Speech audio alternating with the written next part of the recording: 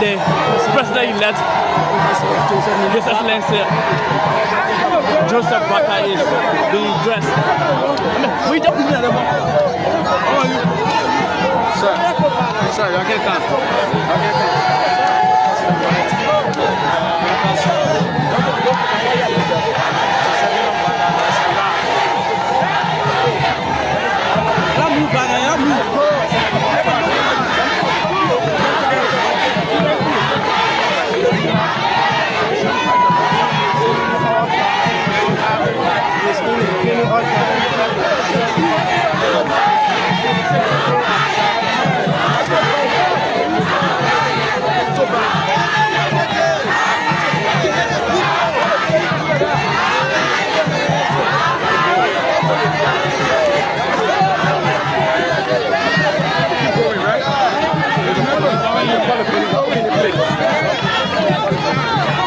Let's go.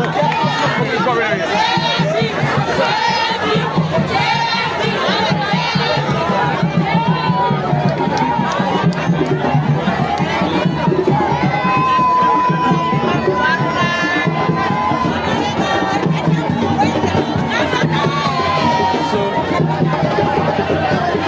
President-elect Joseph Boakai will definitely come and take his seat right here, and I'm sure the program will be like the 30 to 40 minutes interview. Nice program right here, sorry. All right, so these are cleaners who have been making sure that the city of Peace is being cleaned. All the drainages are actually clean. So the President-elect is over there and still interacting with.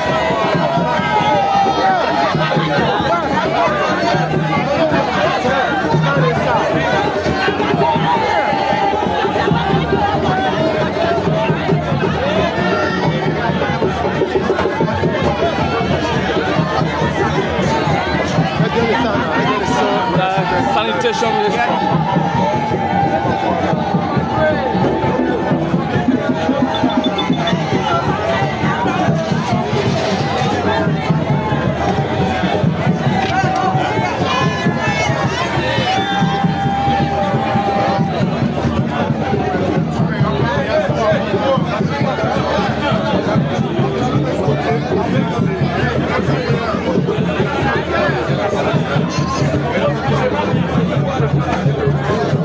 and the toilet is still on that side. Media, please.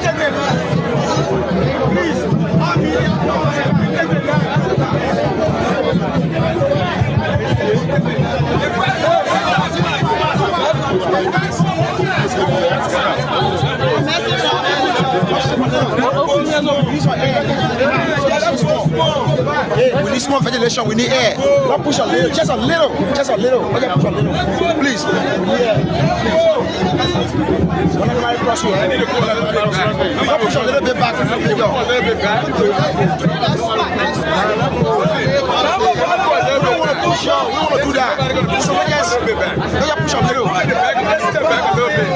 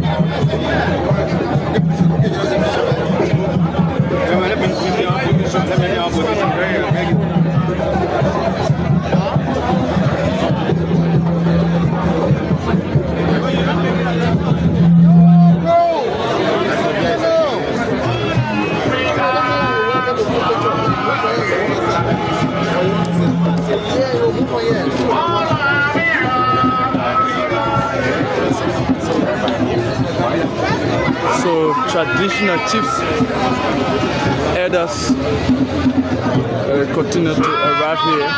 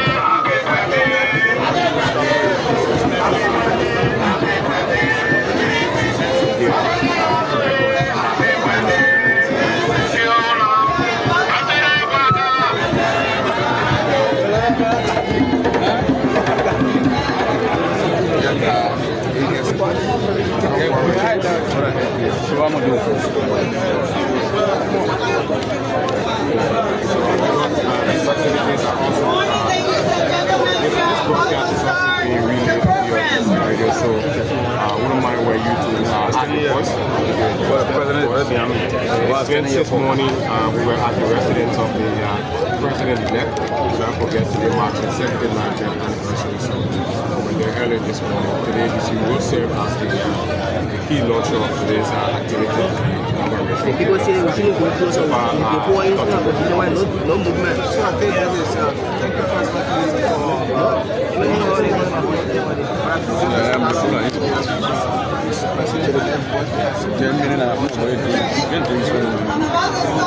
we are all running.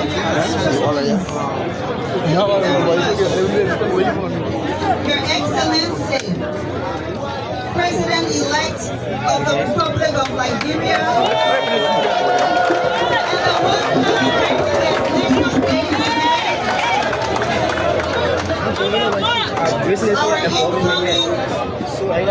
First Lady, Mrs. Boakai.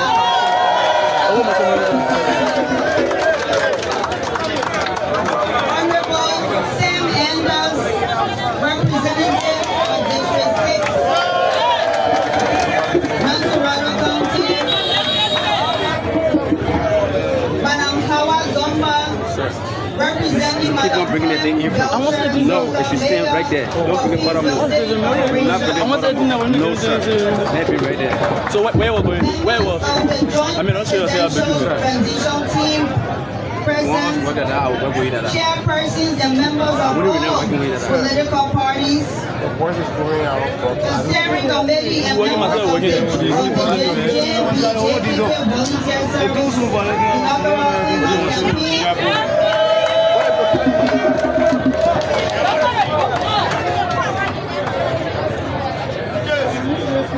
former Ambassador Geraldine Bass, Mr. Mark Amla, former Inspector General of the Liberian National Police, representing civil society group, Joyce L. Silipo, distinguished ladies and gentlemen,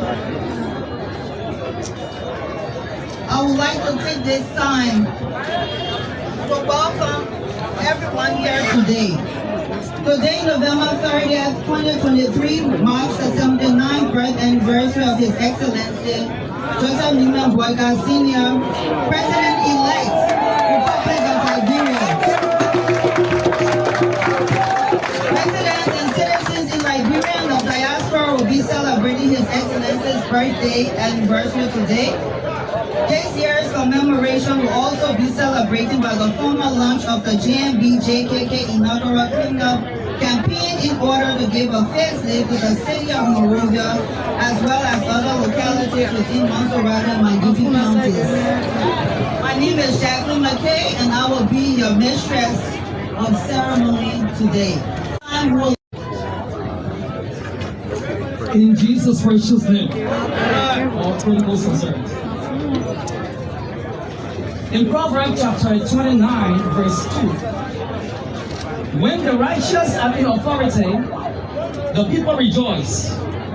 But when the wicked beareth rule, the people move. Let us stand in honor of God's words as we pray. Our most faithful Heavenly Father, we thank you for this wonderful time that you have afforded us. You that seated in heaven and watch over the affairs of your children, we praise your name this hour. Your word says this is a day the Lord has made. We must rejoice and be glad in it. And we know that your presence is here this hour. Our loving Father, faithful God, we come in reference, oh God, in your loving kindness. You that sit in heaven, Lord, we pray, God, that you watch over the affairs of this government. Watch over the affairs over every minister. Watch over the affairs over our president-elect. And Father, we pray for your loving kindness to be bestowed upon this nation. We commit, oh God, every activity in this country in your hand. Whatever that is not of you, oh God, that have eaten the fabric of this nation, Father, we pray that you use this administration to eradicate it in the precious name of Jesus Christ.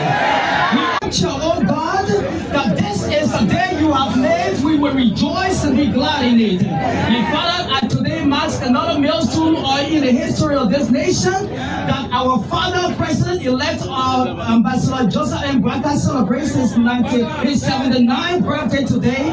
We pray, God, that you will bestow upon him wisdom and longevity of life. And Father, in all the cabinets, let peace and stability be established in this nation forever, that your name will be glorified and every work of the devil be horrified. Let every sin of God say, I believe in him in Jesus' name.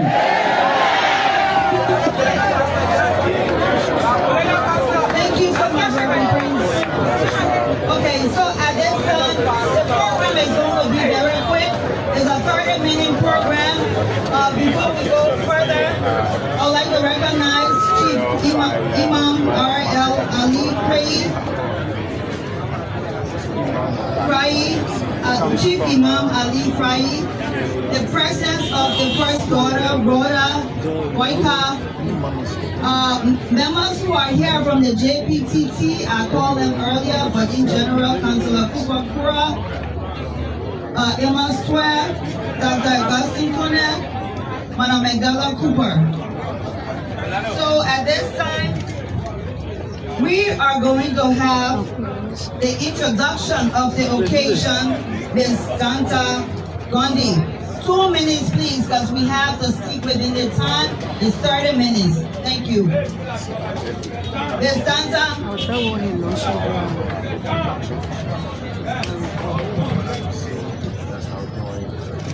His Excellency Joseph Yuman Boakai, Senior, President-elect of the Republic of Liberia, incoming First Lady, Mrs. Katuma Boakai, the Chairman and members of the Unity Party and its collaborative guests, the media, other protocol observed. Today we observe a very unique occasion, marking the official launch of the JMB and JKK inaugural cleanup campaign, which coincides with the birthday of the President-elect, H.E. Joseph Yuman Boakai Sr. I believe he has a special gift from the people of Liberia, and that gift is the President-elect's victory from the just ended elections held on November 14, 2023. As the government of Liberia transition, we recognize the urgent need for a comprehensive cleanup initiative across many cities in Liberia between now and our inauguration.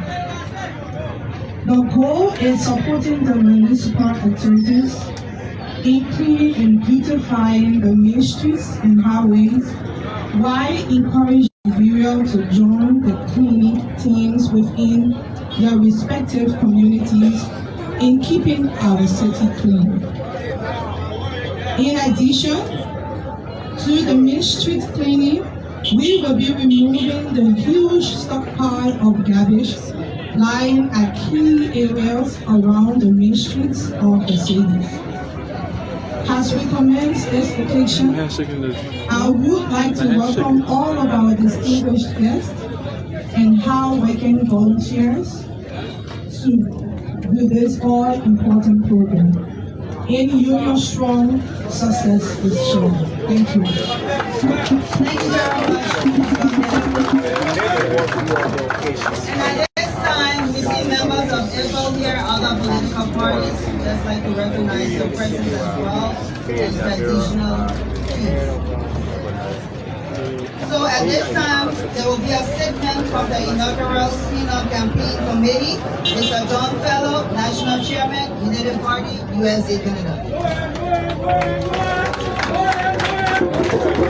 So, an official His statement Excellency, will be made now the for President-elect Ambassador the sole purpose of the Boakai, program. our incoming First Lady, officials of the Unity Party here present, and political party alliance, ladies and gentlemen. This is a new day. This is a new beginning. I prepared a little speech, but I'm not going to go through that because of time. I want to thank you, Mr. President-elect, for honoring our invitation, for being here today. And before I continue, I would like to say, Mr. President-elect, a very big happy birthday to you. Collaborated with other auxiliaries, city municipal authorities, volunteers, citizens who love the initiative, who believe in your vision, love your passion, and we have been able to collaborate with them to organize this cleanup because we know that it is very central on your development agenda. And we have pledged to do everything in our power to make sure this exercise is complete entirely. We want to say that the UPUSA and Canada partisans extend their greetings and their love to you, their happy birthday compliment.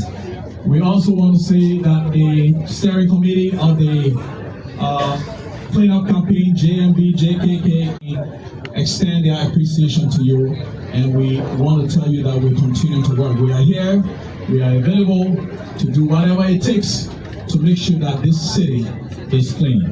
Thank you very much, ladies and gentlemen, and thank you, Mr. President. Thank you very much, Mr. John Fellow. At this time, we're going to have special remarks. Madam Pam Belcher Taylor, represented by Madam Hawatonga, representing the city of Kingsville.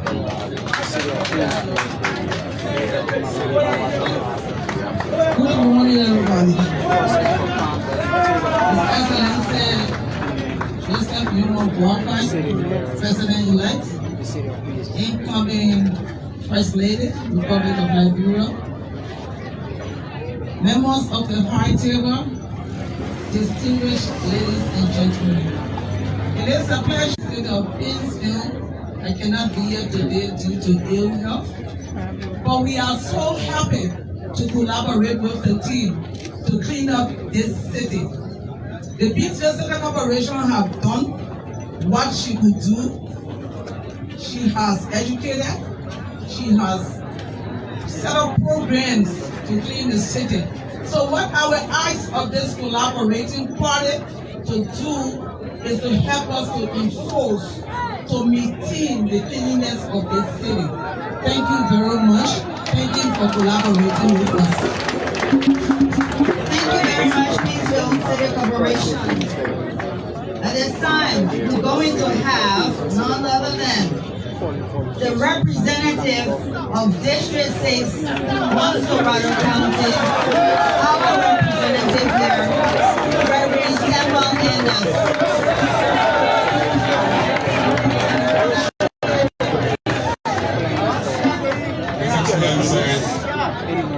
Ambassador Johnson and Boakai, President-elect, my mother, President, congratulations. Before I make my speech, I think I would like to say what all the people of District Number 6 will say, and that is, happy birthday to you. Happy birthday to you. Happy birthday to you. Yeah. Happy birthday to you. On behalf of the people of District Number 6, I want to congratulate you as to wish you happy birthday. I want to stand up and provide thanks and appreciation to the organizing committee for trying to organize and keep our city clean. A clean community means a healthy community means a place where our children can grow and have better time to live and less sickness and diseases. We thank all those who have come today, those who have walked on the street on a daily basis to volunteer and to make sure our municipality is clean. Thank you so much. And as we celebrate today, I want to say thank you to everyone who continue to make District 6 and our country better. That includes the LEC, Public Works, and all of those security forces. Thank you so much. Welcome to District Number 6. Congratulations, and we say congratulations, congratulations. Thank you so much. Thank you so much, we are grateful. Thank you for being here. At this time, we would like to call on a representative of the Secretariat of the Joint Presidential Transitional Team to give a statement. Mr. Amos Twett.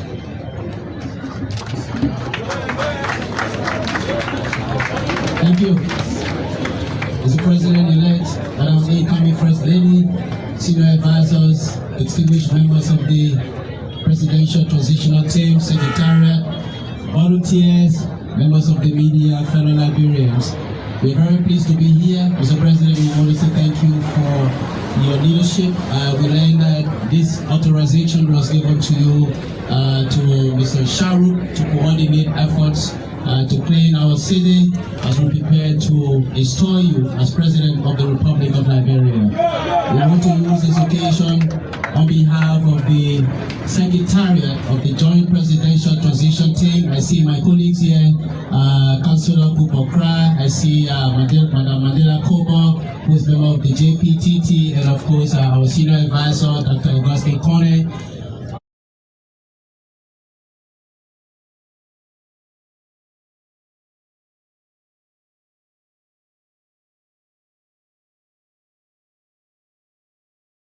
Mic is mute. Yes, guys. Hello to every one of you guys. My name is Jay Randy, and thank you guys so much for joining me here. This is our platform here. Hold on here. I'm hearing myself on the other phone here, so I have to lower this phone here. All right, so guys, thank you guys so much for joining me here. Appreciate the video here. We are trying to get used to this channel. As you can see, people struggle to join on here, but we are going to continue to use this platform here, all right? So that means that all phones, all right? I mean that all phones, all right, will not be used when we are broadcasting. All the phone will not be used, all right? When we have that, we'll not be able to use the phone because we also have our monitoring device right here, monitoring us here. So we are very, very equipped with what we have today. So I would like to say thank you guys so much for joining me here. I will try my best to get used to using this channel so that way we all can start to come here. So please share the video there for me. Share the video there for me, and I just wanted us to have this evening conversation. So tomorrow is Monday. We'll be back here tomorrow again, Monday. Maybe we might be here maybe in the afternoon time. I don't know, but we'll be back here on Monday to have this conversation, another conversation. But I just wanted to run down the clock to show you what we got have here today to discuss here. All right. So this is what we have for you guys here to discuss. All right. So welcome to the J Randy Free Voice. We are going to go down the horn here. Oh, let me just take this thing out. Let me just hide this. All right. So this is where we are now, folks. This is where we are. You've seen the channel there. And, I'm very lazy to use the channel we're broadcasting on. I'm very, very lazy. However, I will try my best to continue to use this medium so that you guys can get used to that, because on the medium we have the leverage to upload videos immediately, to go on different websites. Some of you guys who follow me already know the drill, so I ask you guys to please share that. All right, so let's go down the horn here. We go down the horn. Next thing we see here is our Cash App. All right, it's up to you to provide what you think. If you believe that what we're doing here is okay, please try to make a little contribution. All right, and then this is our philosophy. All right, we have that philosophy, and then this is what the platform is all about. So we kind of give you a quick eye views of what we stand for and what we do, because we measure our performance here from every 3 months to another 3 months. We measure our performance here. And then every one of you guys are part of the responsibility, accountability, and ethical standards. That's why we are here to provide education.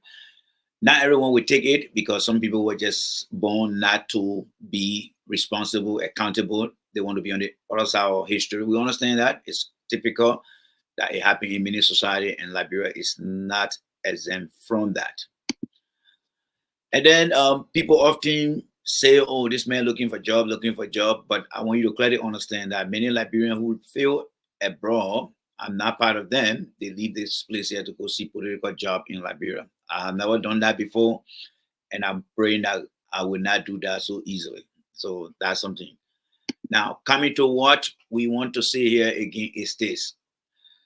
Some of you guys that follow my post today, you will recall me asking, or I posted something, and I wanted to know, because citizen, you got problem, and if you don't follow your problem, I will continue to expose it out here.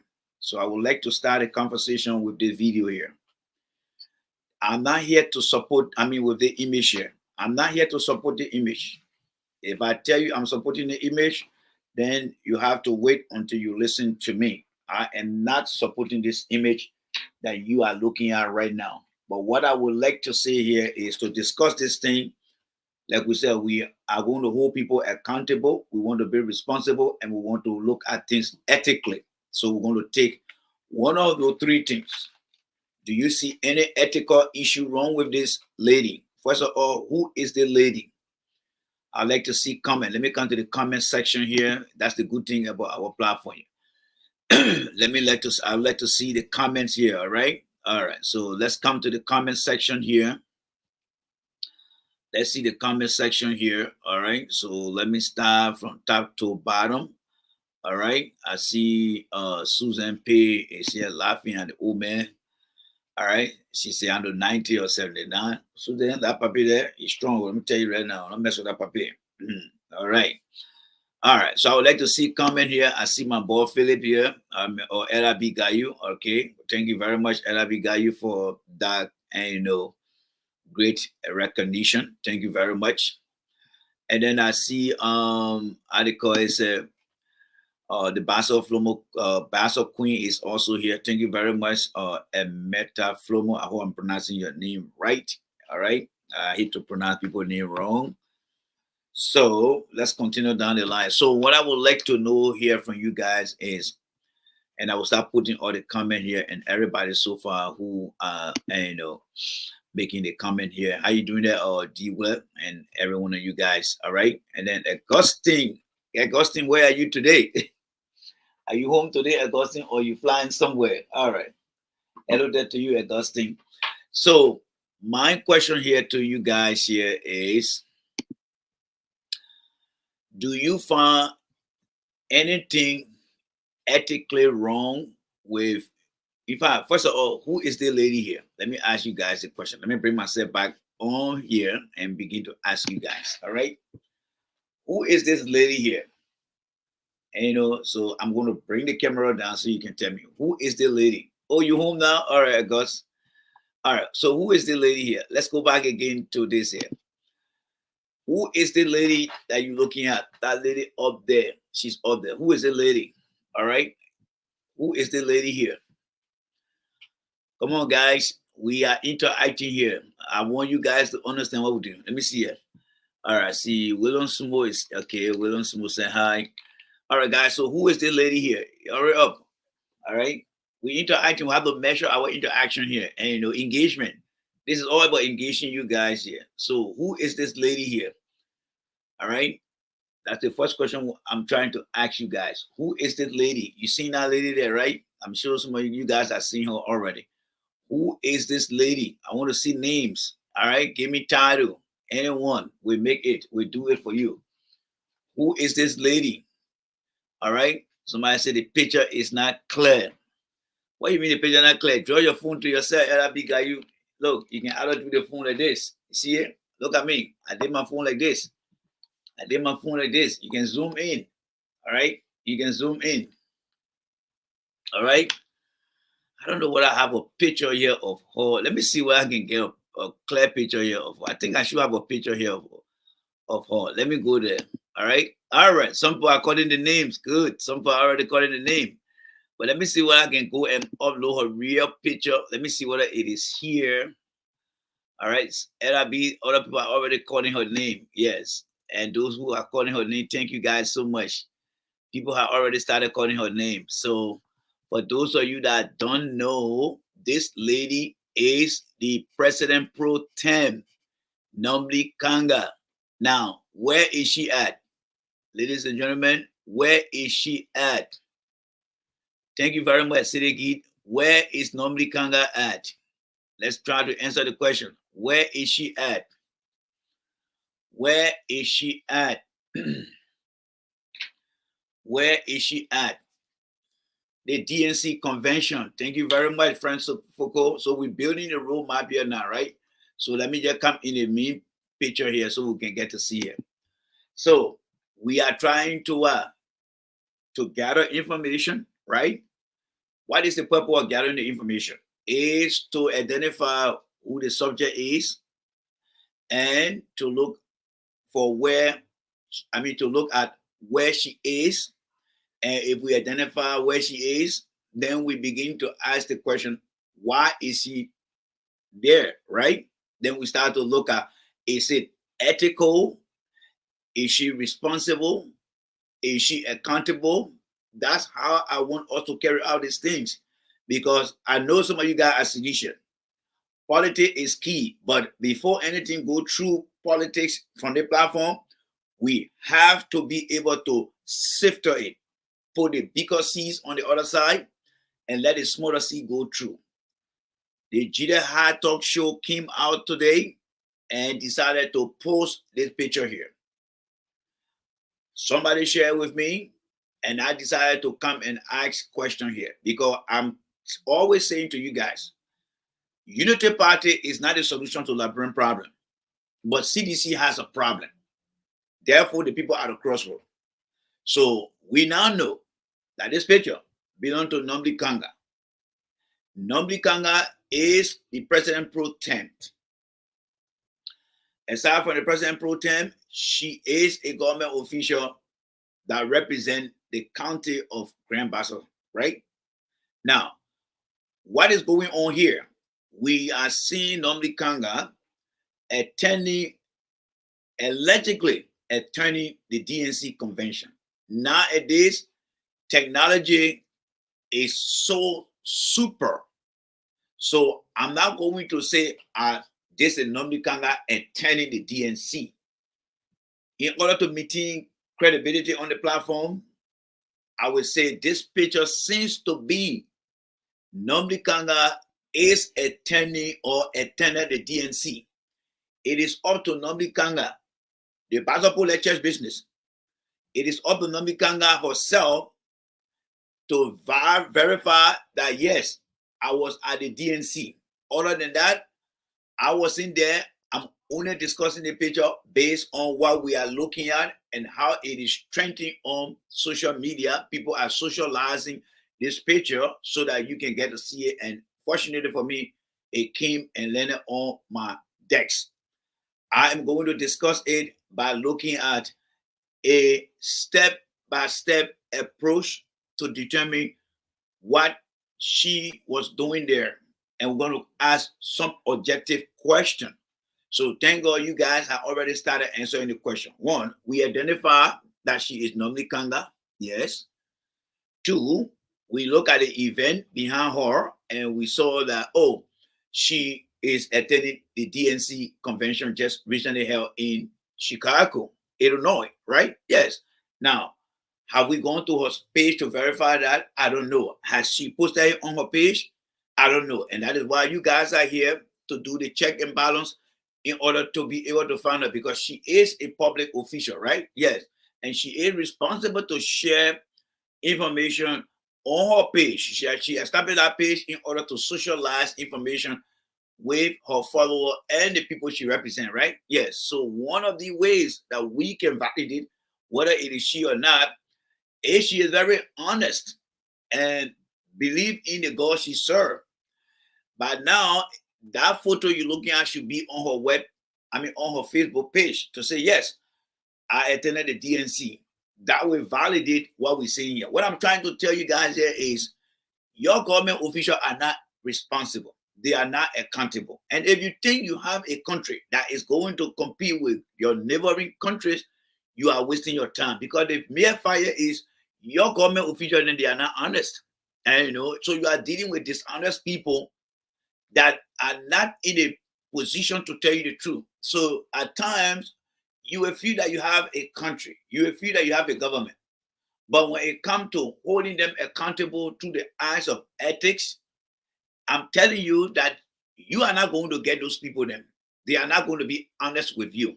And at the end of the day, you are from a country that is just among the number of countries on the planet, but the people don't take them to be serious. Why? Because those of you who listen to other platforms, they are not telling you guys your responsibility. So yeah, it's the thing here. All right. So for the sake of this conversation here, this image is on the Sekou Carrasco page, right? Yes, Sekou Carrasco is the guy who close to George Weah. He takes George Weah picture. He does this. He good here and there for George Weah. The question here is, who put this thing on Sekou Carrasco page, and why is he promoting it as well? Because we have a delay in our broadcast, I will continue to propound on the issue, and I will look forward to hearing you. Sekou Carrasco is trying to score a political point. He's trying to expose this woman by pushing the thing, because I think this thing was published on his page by Jide Hard Talk. Jide Hard Talk, we know Jide Hard Talk has been in the vanguard of promoting George Weah. Unfortunately for them, they failed George Weah. They let George Weah down, right? They failed George Weah. They let George Weah down. Whether it is Ibrahim Gossé, whether it's my boy Oliver Kine, whether it's Prince Sharif, whether it's Jide Hard Talk. I mean, look at all these guys in. There were so many that they could not get George Weah to the finish line. In 2017, after George Weah lost 2 elections, 05 and 011, in 2017, when we came with our strategy, we made sure that George Weah became president. He held that presidentship. When he got to the finish line, after 2023, with all the people he had, they let them down. When I say Unity Party is not the solution to the country, but CDC has a problem, that's some of the reason I'm telling you guys today.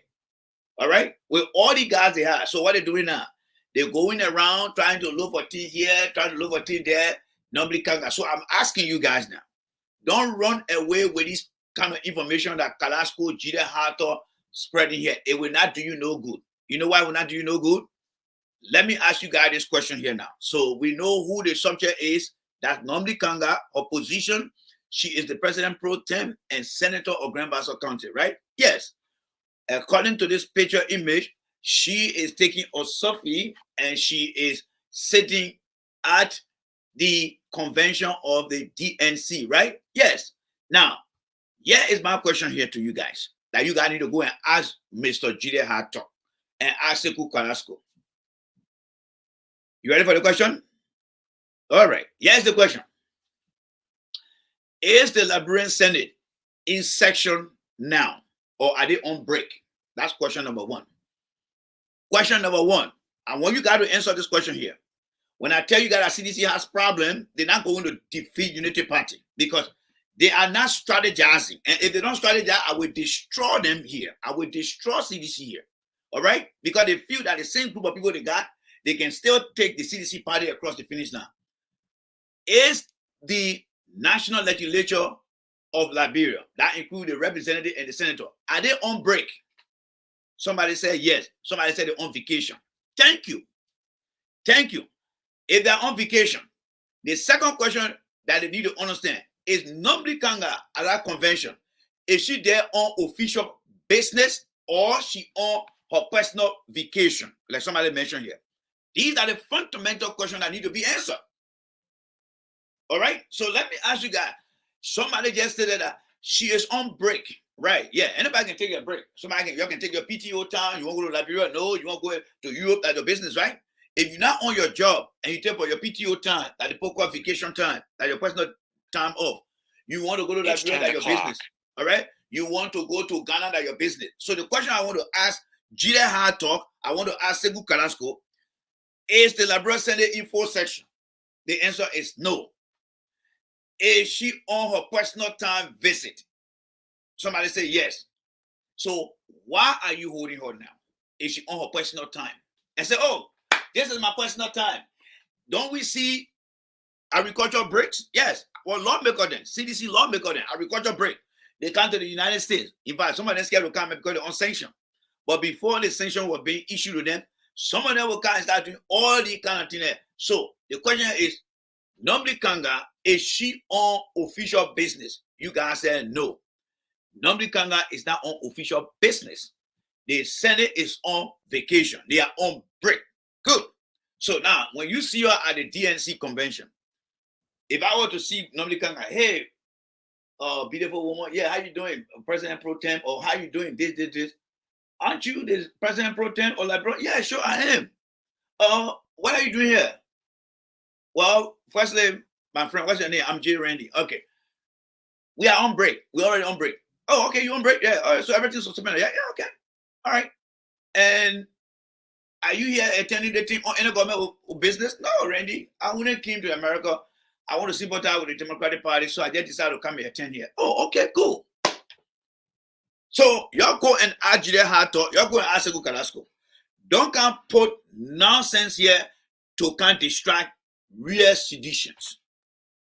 Real sedition need to understand when to use their energy and not to work hard and don't get nothing. Because for the last 6 years, Abraham Gossett, Margot Gilmore, my boy Oliver Kahn, Pre-Sherry, they worked so hard, but they were not working smart. That's why Joe Weah got defeated. And I will not sit down here to allow you. You can come, you can go. I don't care about them.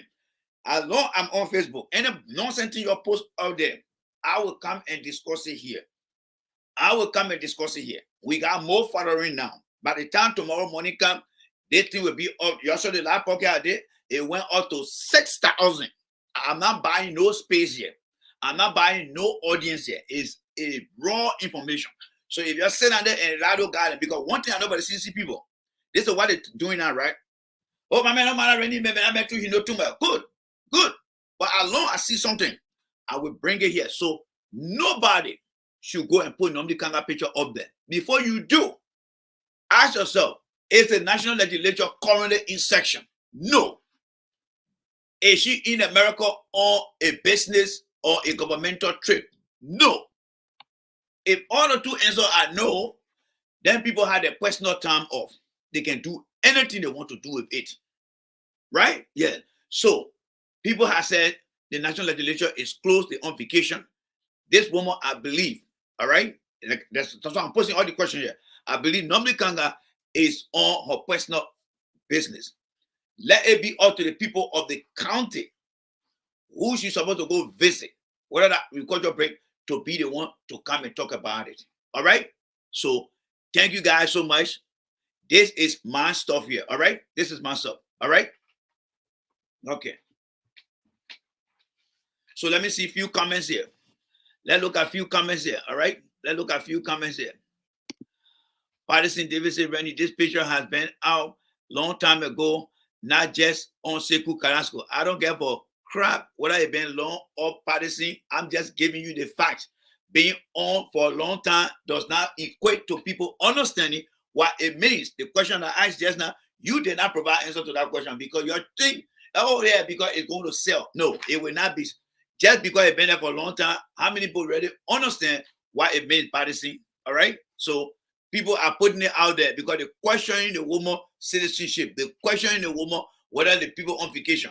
Did they explain on the Sekou Kala, whoever posted that Jide Hato, did he ask this question? Did he discuss it on his platform to inform his follower that these are questions we should be asking rather than just setting the picture image out there to score a political point for CDC? No. CDC is able to defeat Unity Party. However, the strategy must be very strategic. All right? Don't get the people nonsense. That's how it's supposed to be. All right. So let's go there again. All right? Pamada said we are here. Yes, Pamada. It's good to have an open mind. It's good to have disagreeable people that will help you to build your strength. All right? So I appreciate you guys who are sedition, stay here to have the conversation. And I'm not saying this thing because I dislike sedition. No. If we must get these guys, we must better be sure that our eyes and our teeth are all intact to nail these guys, to nail them.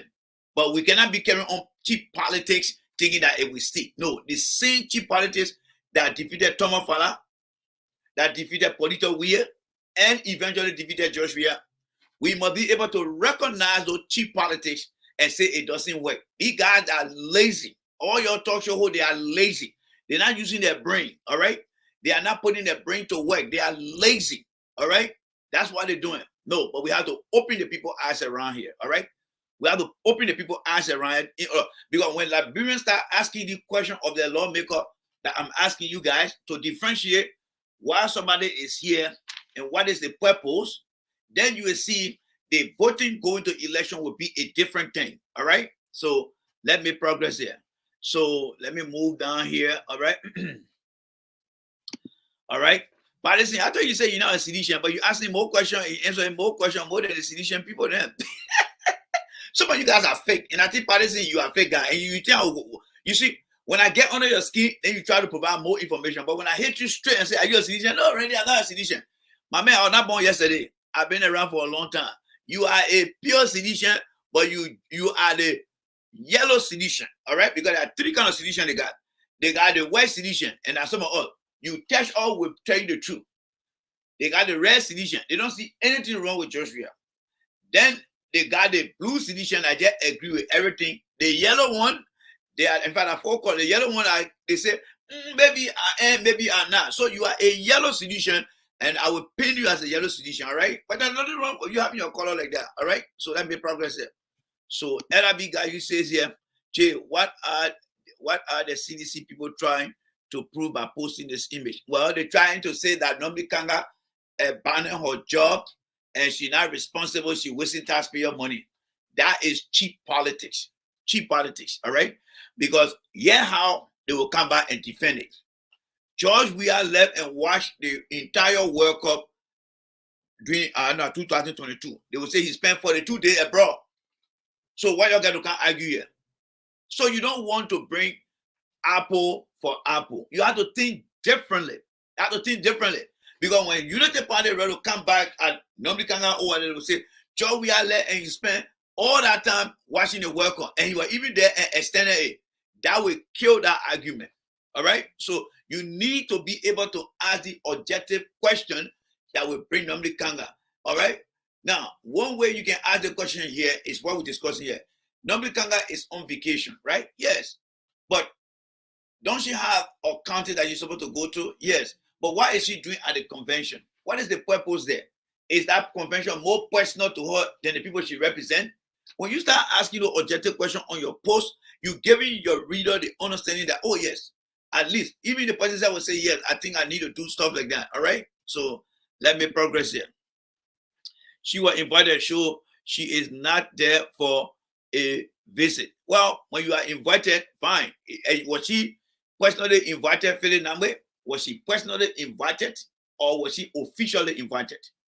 Because an official invitation will be on the letterhead, personal invitation. So you got to differentiate Philip Namwe the two. Was she personally invited? And if somebody asks you, Mama, please give me a reference. Do you want professional reference or do you want a personal reference? So you got to be able to differentiate the two. You guys will catch hard time in my hand here because you don't know who you're messing with.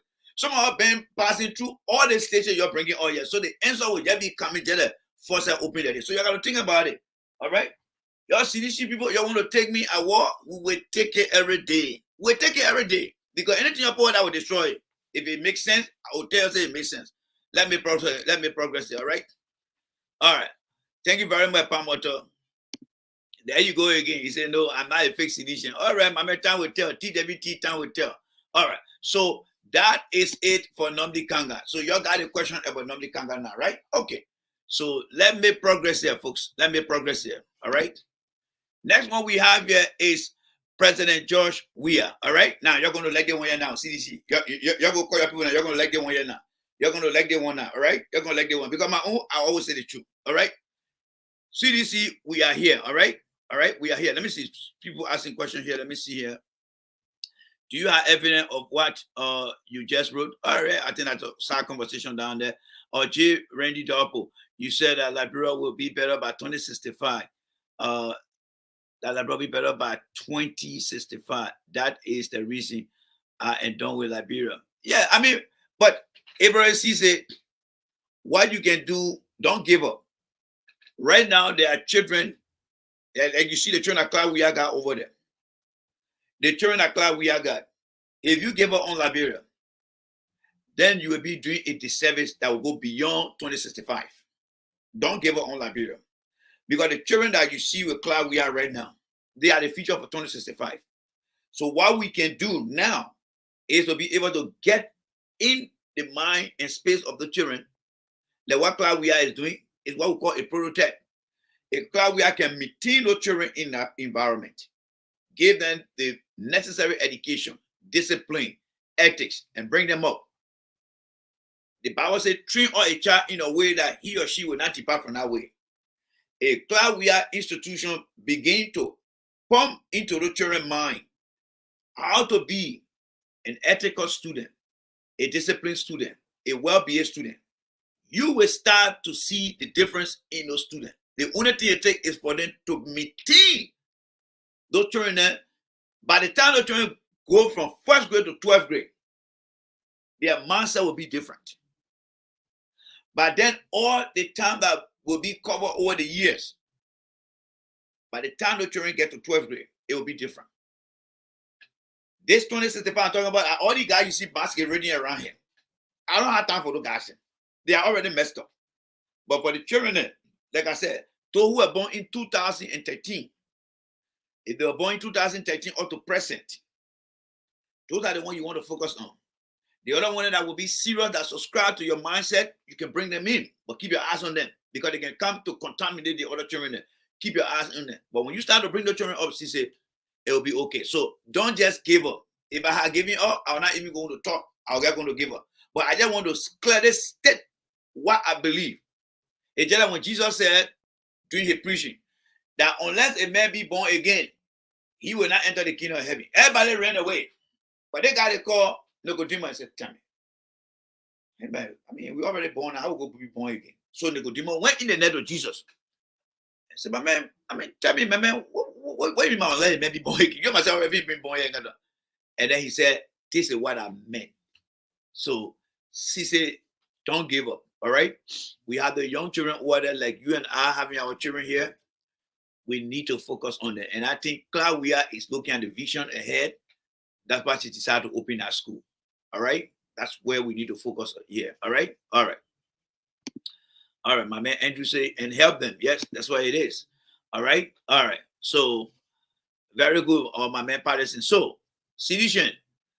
Many people from the CDC, I mean from the Unity Party camp, some of them came in my inbox and said, oh, George Weah did not go to the warehouse. All right? Many of them came, oh, George Weah did not go to the warehouse. That's not true. George Weah did not go to the warehouse. What are the men talking about? Some of them came in my box. So here is the outline here.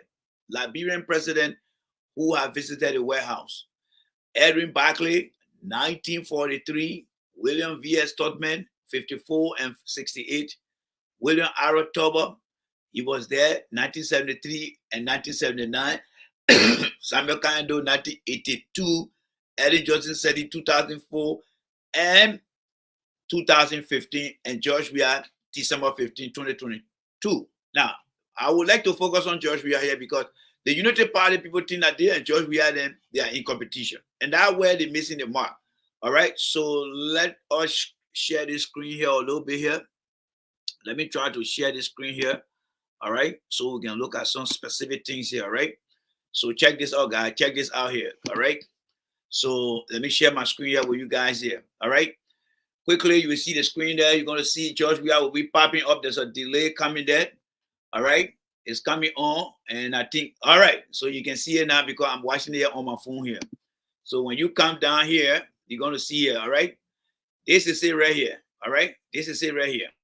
Now, let's listen to it here. I'm sure you will hear it. Sponsor message, then we're back. All right, so we're going to sponsor a message, and then we'll be back. This episode is brought to you by Allianz Travel Insurance. When you're far from home, anything can happen. That's why more than 70 million American travelers trust Allianz Travel Insurance to protect their adventures. With benefits for medical emergencies and evacuations, trip cancellations, travel delays, and baggage mishaps, you can travel with perfect peace of mind. Learn more and get a quote at AllianzTravelInsurance.com. All right. Go to the tip now. Go to the tip. CIT video. President George Weah of Liberia arrives at White House for U.S.-Africa Leaders Summit dinner. President Joseph R. Biden Jr. hosted 49 African countries at the White House for a state dinner on December 14, 2022, during the U.S.-Africa Leaders Summit in Washington, D.C. In attendance were presidents, prime ministers, and foreign ministers, as well as the chairperson of the African Union Commission. Here is the arrival of President George Weah of Liberia at the White House for the U.S.-Africa Leaders Summit dinner. Okay, so let's go down here. This is the video here, all right? This is the video here. But Sinisian, you got to pay me before I get you the video here. This is the video right here of George Weah, all right? So that George Weah here arriving at the warehouse. So Unity Party people, you want to argue, you can go argue in your country there, but not with me here. All right. Now let's come back to something else again. So I hope you can see this here. No, I don't think you can see this here. Let me see here. I don't think you can see this here. Let's see here. I'm watching the screen here. I think I have to stop the share and go back for the other one. Yes, I don't think you can see that. All right. So let's go to the other one here. Let's stop this share here. All right. Let's stop this share. And let's come back here to the video here. So let's stop the video and go back to the other one here. All right. So let's go back to the share here again. All right. Let's go back to the share. Not share. I don't want to invite anybody here. Let's come back to the share here. All right. Let's share the screen here again. All right. And then the next video I want to come to see here is this one right here. All right. So these are photo image, and I'm sure some of you guys have seen the photo image here. So these are photo image here, as you can see here. These are all the photo images here. All right. All right. These are all the photo image here that you can see here, folks. All right. You can see all the photo image right here. All right. So these are all the photo image here. Even when you tap in here, all right, let me see where I can tap something in here. All right. Let me see where I can tap something in here. Let's see here. George Weah at the White House. Let's see here. There was something I wanted to share with you guys. Okay, even the U.S. Embassy here. I mean the Liberian Embassy here. All right, let's see the Liberian Embassy here. Embassy of Liberia. There you go there. So this is all official thing here. All right, so people should stop making things out and say, oh, Joe, we did not go over there, all the kind of thing. Those are all crap. All right. I'm not listening to that. Those are all crap. All right. Those guys, they are all crap. Don't listen to them. All right. So let's stop here. And then let's see here. There's another one here I wanted to share too with you guys here. I don't know what this is here. No, that's not that one here. Okay, I think I can't find it right now. But let's stop the share here. All right, let's stop the share and let me come back here. All right. So this is over. George Weah went to that warehouse. People need to. The last person you want to argue with is me. I got plenty of time to do research. Let me tell you guys, plenty of time.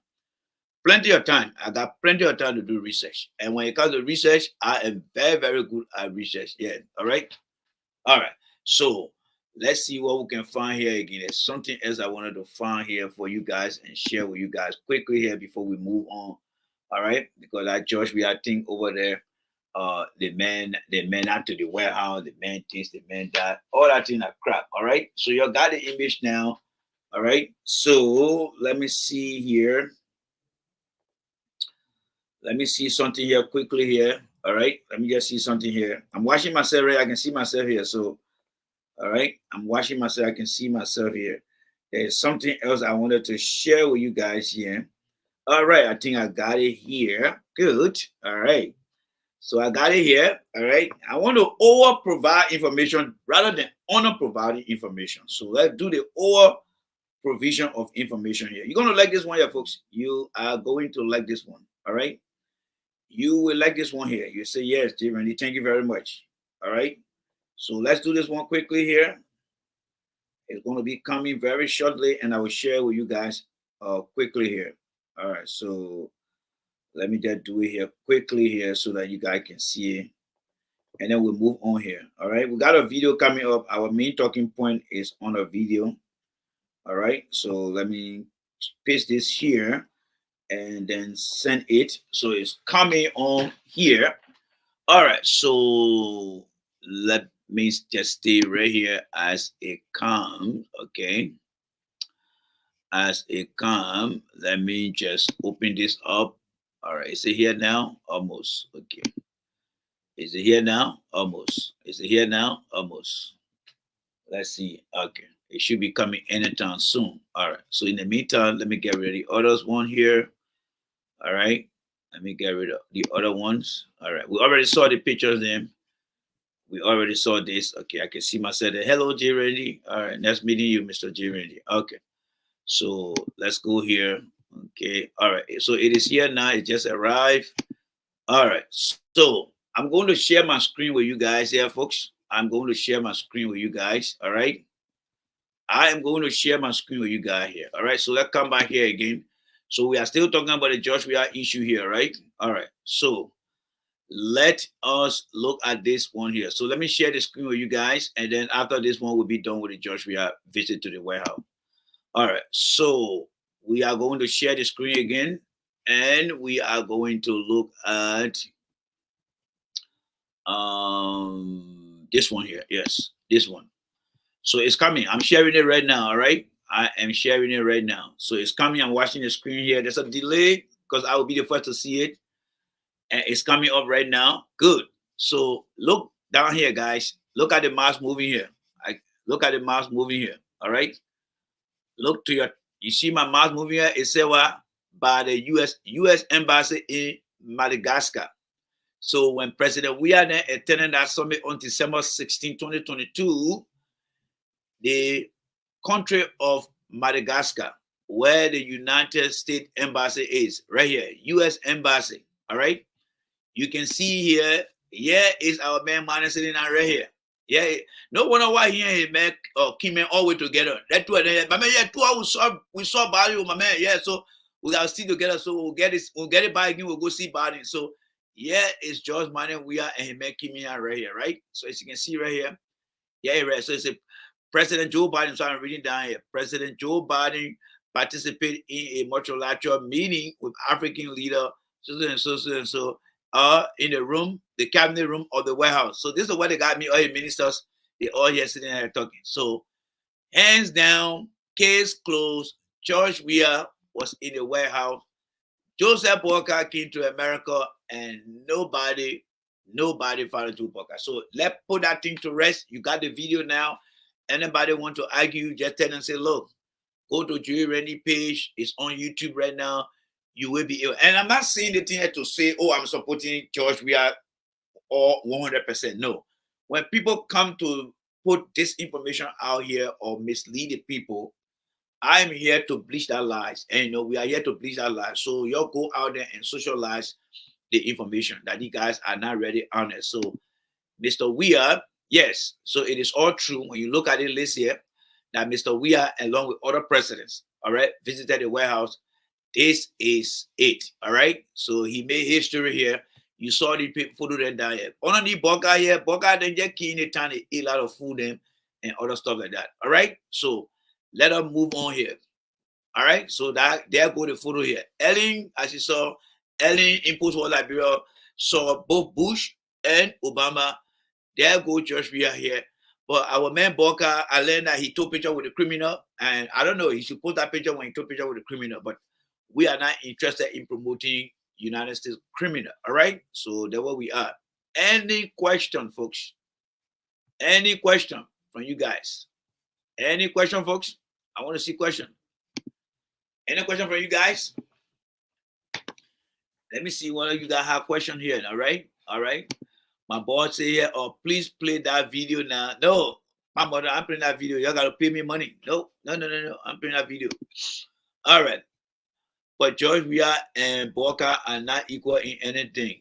I couldn't agree with you more, but there are some edges between the two. LRB guy, you say, where is the mistake came from? Oh, anyway, LRB guy always engaging people. All right, I think I hear him, man. Policy. Okay. Any question for you guys? No question? All right. If there's no question, let's move on to the next one. All right. So these are the images here I want to share with you guys here. Let me share the image with you guys here. So as you can see the big image there. All right. So this is a picture perfect, clear image here, as you can see here. All right. So that is George Mane. We are right there. Very big. You can see it right there, folks. And you don't have to wear your glasses to see here. So the point here we're trying to prove here is Mr. Weah met Joe Biden in the conference room of his cabinet member. That's where he met the man. All right. So case closed, hands down. Yes, that was it. All right. All right. So let's move on here. All right. Let's move on here. Somebody say, why would the senator lie to be? What did she say there? Tony Campbell. What did she say? Tony, I know you're on YouTube right now. All right, Tony. I like your comment, but can you tell us about what lie she told? I really appreciate that, so we can propound on that a little bit. What lie did she mention? I'm interested in that. All right. So Tony, if you don't mind, share that information with us. Okay, I appreciate you coming up with that question. So if you have the lie she told, you can write it down, summarize it, and then share with us. All right, Tony. Thank you so much. All right, I look forward to seeing your question. All right. All right, folks, let's move ahead here. Moving along here. So let's move here. All right. All right. So Joseph Boakai investment report. We are here for Joseph Boakai investment report. This old man came and he had made so many trips. All right. Joseph Boakai is an embarrassment, folks. The old man is nothing but an embarrassment. Joseph Boakai is an embarrassment. Let me ask you guys a question here. We always complain that Liberia is broke, right? Yeah, the country is broke. And from information I gather here, and I forgot to post that on my slide here, but I will help you guys to understand here. In order to run the in order to run the country this year, the fiscal year, according to plus and minus statistics, here are the different figures that it would take to run this country called Liberia. One, I want you to listen to the budget. Security and rule of law in Liberia is going to cost $108 million and change to run anything that has to do with security and rule of law. That's how much it would take. Now, I'm going with this with something. Two, the health sector. I mean, they never improving health sector. It's going to take $79.9 million to run the health sector. The educational sector is going to take $109 million to run this thing. I don't know how many Irish Liberians back home, like they get in the morning and say, oh, I want my phone, I'm going to come back. I don't know how many of them understand, but I think one thing that is causing the disconnect is because many of them are not educated, they don't read, they don't have civic education to understand these things. So it gave the government official then an advantage to continue using the people. And that's why on the platform we try our best. I wish we were able to translate some of the discussion into the different languages. I don't say dialect, but languages in our country so our people can understand, what's going on. All right. So infrastructure and business services, 53.53. That means we hadn't done well, because if the budget for infrastructure is down to 53.5 million, that means it's down. And then we have energy and the environment, 25. That's very low for the environment. Anyway, that Boakai then. Agriculture sector, are you kidding me? Boakai is giving 9 million to agriculture sector. Damn, I thought it should be averaging like 79. Wow. Dr. Jasso is seeing that she needs $109 million for education. And then you're looking at the agriculture sector that's supposed to boost the economy and giving it $109 million. Something got to be wrong. Guys, you see how the guys are stealing here? All right? The agriculture sector, you must say in the country, before we leave our home, go to work, go find food to eat. You giving it $9 million? What can $9 million do for agriculture sector? This is complete embarrassment. Then you have industry and commerce for 8.2. Their budget need to be recast. To be honest with you guys. All right? Agriculture is supposed to be as the same as education and health. Yeah, they put $9 million. Boakai, you see what made Boakai so incompetent? The man say you're agriculture and he put in $9 million. Boakai is messed up. All right? Boakai is messed up. Yeah, he's messed up. Somebody said, why did the senator take Sophie and place herself at the DSC knowing that it will be investigated? Yeah, I mean, Tony, what you see here is true, all right? Tony, what you see here is a very valid question you asked, but what is the content on which it will be investigated? So it's up to her, Tony.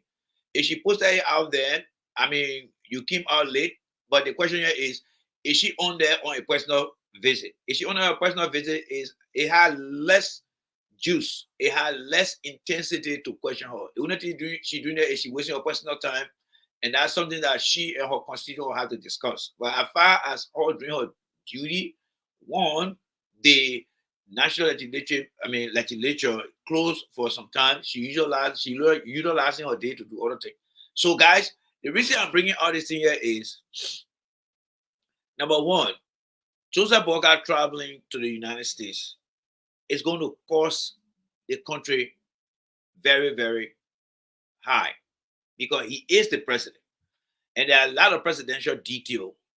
So to make, to save our country from spending unnecessarily, do you think Boakai could stay home and maybe send the minister of Foreign Affairs and send the National Investment Commissioner or Director to come? Because the guy is an investor. They will be coming to represent the president. Unlike the other two places they attended, where they were inviting presidents, like the one in Dallas. We have president for other countries going there, right? Yes. So that was something that Boakai supposed to attend. All right? Even though some countries said they are vice president, that was something that Boakai should have attended. So I had no qualms with that, especially with the attendance. Then the one in South Korea, the one you're looking at right now, it was also presidential invitee that were there. Fine. But coming to a subcategory that had nothing to do at the governor level in our state. It had nothing to do with the U.S. government. And then you walk out, then you come into car attend this thing again, my friend. Really, Boakai? So, do you now see that Boakai wasted money? And there is nothing that Boakai gained from the visit here. Absolutely nothing. Nothing Boakai gained from the visit. Let me tell you, Ghana. Boakai did not gain anything from the visit. Boakai had been visiting places. When La Boakai was over there, Boakai was in America here in May. Since Boakai left, have you seen any investor coming to Liberia?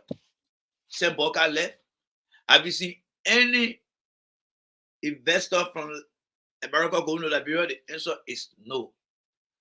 Boakai again left and went down to where? He went down to, how do you call it? He went down to South Korea, right? Yes. Now, did you guys see any investor coming from South Korea going to Liberia? The answer is no. So why is he wasting money like this? Why is Boakai wasting money? And that is what the Liberian people need to understand. In order to make the thing very cost effective, Boakai should have stayed home, allow the foreign minister to come because she's part of the executive branch, and then allow the investment commissioner to come and be able to roll out. Because what was the agenda of, did anybody know what was the agenda of this business meeting? Do you know that? How many Liberian people know what was the agenda? And that looking at that agenda, did it really require Boakai to attend? Well, I have the agenda here. Let me read it for you guys here, right? All right. So it says here, all right, the agenda, one, commerce-driven education. That's what they have. Commerce-driven education. The conference featured 3 days of commerce-driven education, networking, and exchange. That's something for Boakai to can't stand over there. His counterpart from other African countries did not attend. The Lena Thomas Greenfield said that his Boakai's best friend, she was not even over there. Boakai did not even get to see a man Allingwell. We'll talk about Allingwell tomorrow because I won't get video. But let's talk about how the relationship, you know, when he said Boakai, he told Allingwell, we are with it, we are with it. We'll talk about that, we are with it tomorrow then. All right? But we just mentioned here because he had been part of everywhere without we are with it business there. All right? All right. So let me progress there. All right? Let us make progress. All right? So the next thing is celebration of milestone. That was part of the agenda. Celebration of milestone. What kind of milestone? Well, the event celebrated the 40th anniversary of the World Conference of Mayor. Boakai, as president, is coming to attend a conference where they are going to be celebrating the 40th anniversary of Mayor and honor the legacy of Black mayor in the economic development. Do you really think that Boakai should be attending those things over there? Do you really think that Boakai should be attending those things over there? You see, why now, when I read to you the budget that's supposed to be spent on the different sector, and Boakai coming with a high power dedication, spending money, Boakai came here to see mayor then celebrating their 40th anniversary, all because they've been part of some type of economic development. What better would that do for Liberia, folks? What better way to do for Liberia? And last but not the least, networking opportunities. Attendee had a chance to network with over 120,000 members. That place with over 120,000 members over there. Those guys scammed the Liberian government and got money out of them. From the hotel to the places they went, they scammed the Liberian government. Those guys will use Boakai picture to go and look for other better deal and say, yeah, we met the president of Liberia, our businesses can reach out there. When you listen to the guy who spoke, and we'll come and play that video here. The guy said, now that we are not just geographically now, we are international. Guess who made it international? Boakai made it a day. So the question here is, was Boakai compelled to come on the trip? The answer is no. How could the trip become very cost effective and more saving? Send the National Investment Commission. He is part of the investment. He look at all the natural resources and opportunity, and he will come and do a very good presentation. Bring the foreign minister who understands some of the policy as it relates to businesses. Let the people come with a few other people, economists, to come and discuss. And there you go. But Boakai decided to come. decided to come. Yes, he decided to come. But even though Boakai came, what did Boakai do here? This is the letter of Joseph Boakai here. I'm not going to look at the letter here too much. This is the letter of Joseph Boakai here. All right. That's the letter of Joe Boakai there. That's the letter they wrote. I'm not going to bother myself with the letter. All right. I'm not going to bother myself with the letter. Let's forget about the letter. Let's forget about the letter. All right. I'm not going to forget. I'm not going to bother myself with the letter here. All right. So let's do this here. I'm not going to bother myself with the letter. But that's the letter they wrote. Another thing I want to discuss here. Now, before we discuss this here, right? Before we discuss this, let us go for one video and listen to that video. All right? When you listen to that video, I want you to look at all these things in here. Missed opportunities, lack of incentive, unclear legal framework, no necessary story. No success story, insufficient engagement. These are important areas. And as you can read through them, please, all right, be my guest. Read through them, all right? Read through them and be able to see. Let me move my picture from here, all right? Let me move the picture from here. Oh, my bad. Let me put it back here. I'm trying to move my picture. I went to the wrong place. Let me just move myself from there. There you go. All right, so let's go back to that letter again so that we can get a clear view of it, right? To that information. So I want you to let us read this thing and go back and listen to Joe Boakai. When people come to attend an investment meeting, we read out the agenda for you, right? Yes. So when people go to attend an investment meeting, these are key things that should be on the top of their mind. Boakai did not deliver on these things here. So this is what we call commentary after the news. Boakai missed opportunity. What opportunity did Boakai miss? Well, Boakai presentation did not have any comprehensive economic overview, right? Boakai, and I'm not reading in the entirety, I'm just cutting it short, but you can do the full reading. Boakai visit to Atlanta lacked incentive, not detailed available incentive and policy could make it harder. He did not provide that. Unclear legal framework. Boakai also failed to explain anything about why he got making.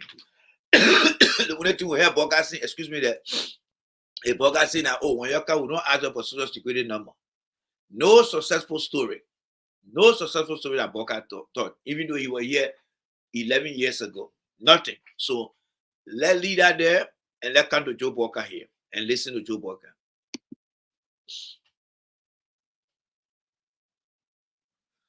It playing a little bit. The audio is slow, so it will come on very soon. Whoever did the recording, they had it on something, so it will come on soon, and you see it. You listen to it.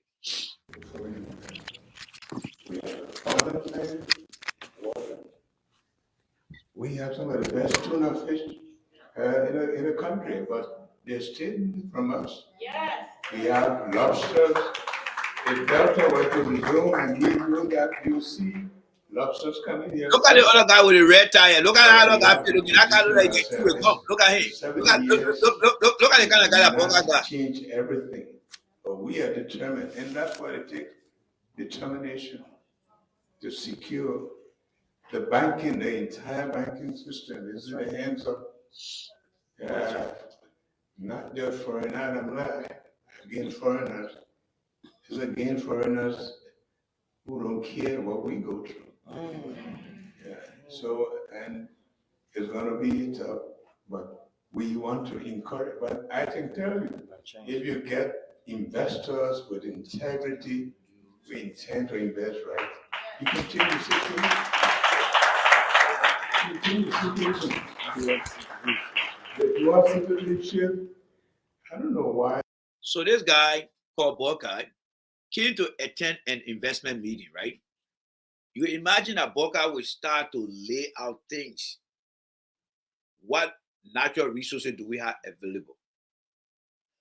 how the government is willing to bend over some of the regulation.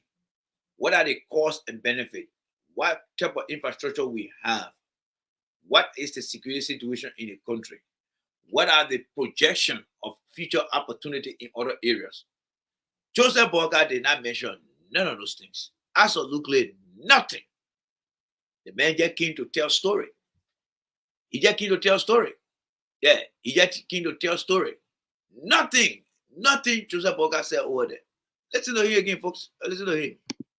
A lot of people from Liberia argue. When you go to Liberia, do we ask you for your social security number? You do business. We don't bother you.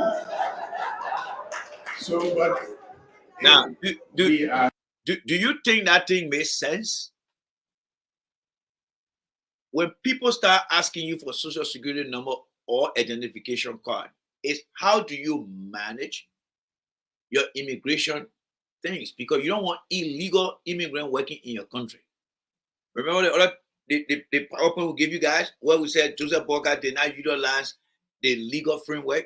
So here what Joseph Boakai should have said. As far as getting people to work, if you are bringing in foreign national to work, our immigration system will allow them to be temporary worker. We issue them. We will not issue them identification, social security card, but we issue them some form of identification that will identify them as temporary worker to ensure that you don't violate the immigration laws. But listen to what he almost said. Oh, we don't ask them for social security. So the people are looking at the person, but that country opportunity. I mean, the president here who's the hell, the first citizen of the country, they probably is not smart. Look at the nonsense he's talking. We can carry people out there. And guys, don't you see happening in the country there? Of course you do, right? Now, let's listen to the guy in the end there. I want to come all the way to the end there and listen to the guy here, all right? Let's listen to the guy in the end here. And I want you to hear what he said. So one, we want to be very short. I just want to, thank you all. And there's an individual here I want to like Liberia. This is what we must do. So this is our charge. As we move forward, but to take those successful firms now abroad and to build relationships. There's really no excuse for American business operating in a 1 mile radius or state. Okay. Okay. So listen to him now. Listen to what he coming to say. After Boakai have finished spoken. The video is delayed, but I want you to listen to his voice, all right? He coming to make the declaration now. So listen to him here. So you all understand the importance of today and recognizing the power of unity, the power of economic stability. If we work together globally, we're not just operating in a 1 mile radius or a state radius or regional or national radius. We are now a global economic power that must unite. You hear that? So Boakai did not give the guy any reason to think. So the guy is telling the audience now, we are not just limited to our geography now. We are now becoming a global power now. So the question here is, were they not a global power before? Only when Boakai arrived? Well, time will tell. But that is Liberia there, folks. That is Liberia for you. And that's why I said Joseph Boakai did not give anything in this whole conference here. He did not give anything, as you can see down here. All right? Joseph Boakai trip to Atlanta was nothing but a failure. That's why it is. Nothing but a failure. All right. So moving down the hall here. All right. So when we come back here and look at this thing right here again, folks.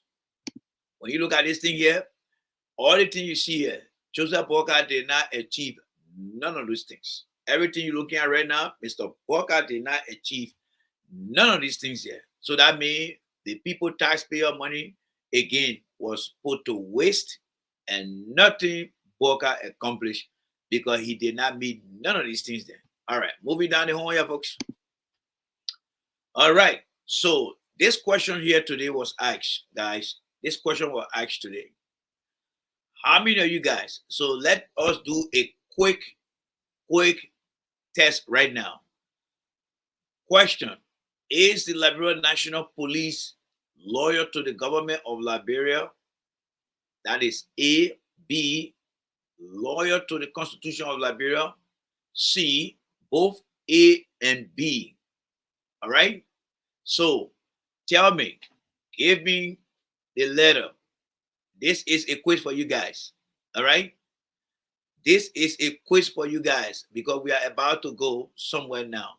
So tell me which letter, based on the question, stop putting in your letters that represent your answer now. So hurry up, guys. Hurry up. Hurry up. Hurry up. Hurry up. These things are not taught in our school. Our people, many of them don't know these things. So you guys here to get it, help your brothers and sisters. Come up with your answer. Come on, guys. Let's go. What are the answer? Start giving me your answer, folks. You start giving me your answer. Let's go. Start giving me your answer here, folks. I want to start seeing answer. Let's go.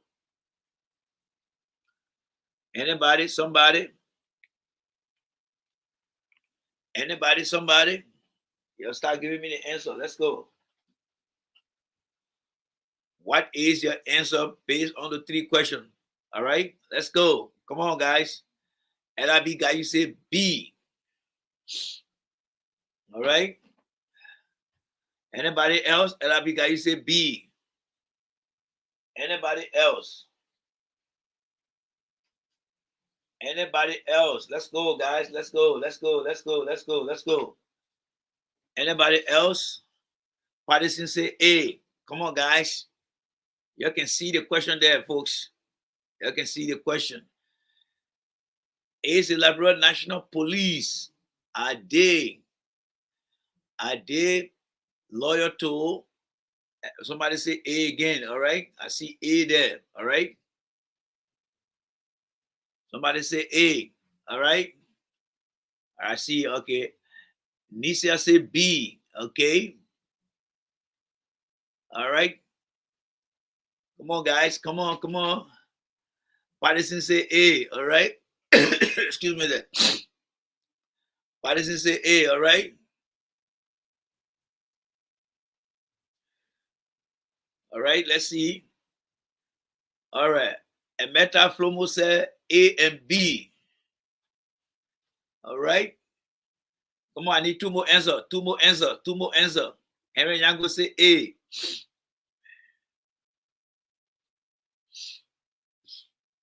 Henry Yango said A. All right. Come on, guys. We got more topic to go. My next topic is coming up. My next topic is coming up. Let's go, guys. Anybody else? Vera, what do you have? Where is the Liberia National Police loyalty lies? Where does it lies? I said it should be B, but on Boakai it is A. I don't hear for that crazy answer or what his name. All right, guys. All right, so let me come here and provide the answer here. All right, let me come here and provide the answer here. All right, so here is the right answer. The right answer is A. I mean, it's C. Yes, both A and B. So Emeta Flomo, she got it right. Or whether it's a he. Flomo got it right. It is both A and B. And here's why. All right.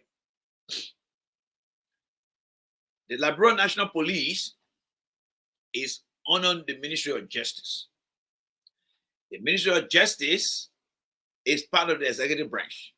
And the executive branch is the implementer of the law. But the executive branch take an oath to honor the Constitution. So while it is true that the police is out there taking instruction from the executive branch through the Ministry of Justice, the police is also subject to respecting people's constitutional rights. So the police play a duality role, 2 roles. You know, when people get sued in America, they're suing the police. Oftentimes it's because the people who are in charge of the policing in the country will use their police discretion that step on the people's constitutional right and therefore on civil rights and abuse of power.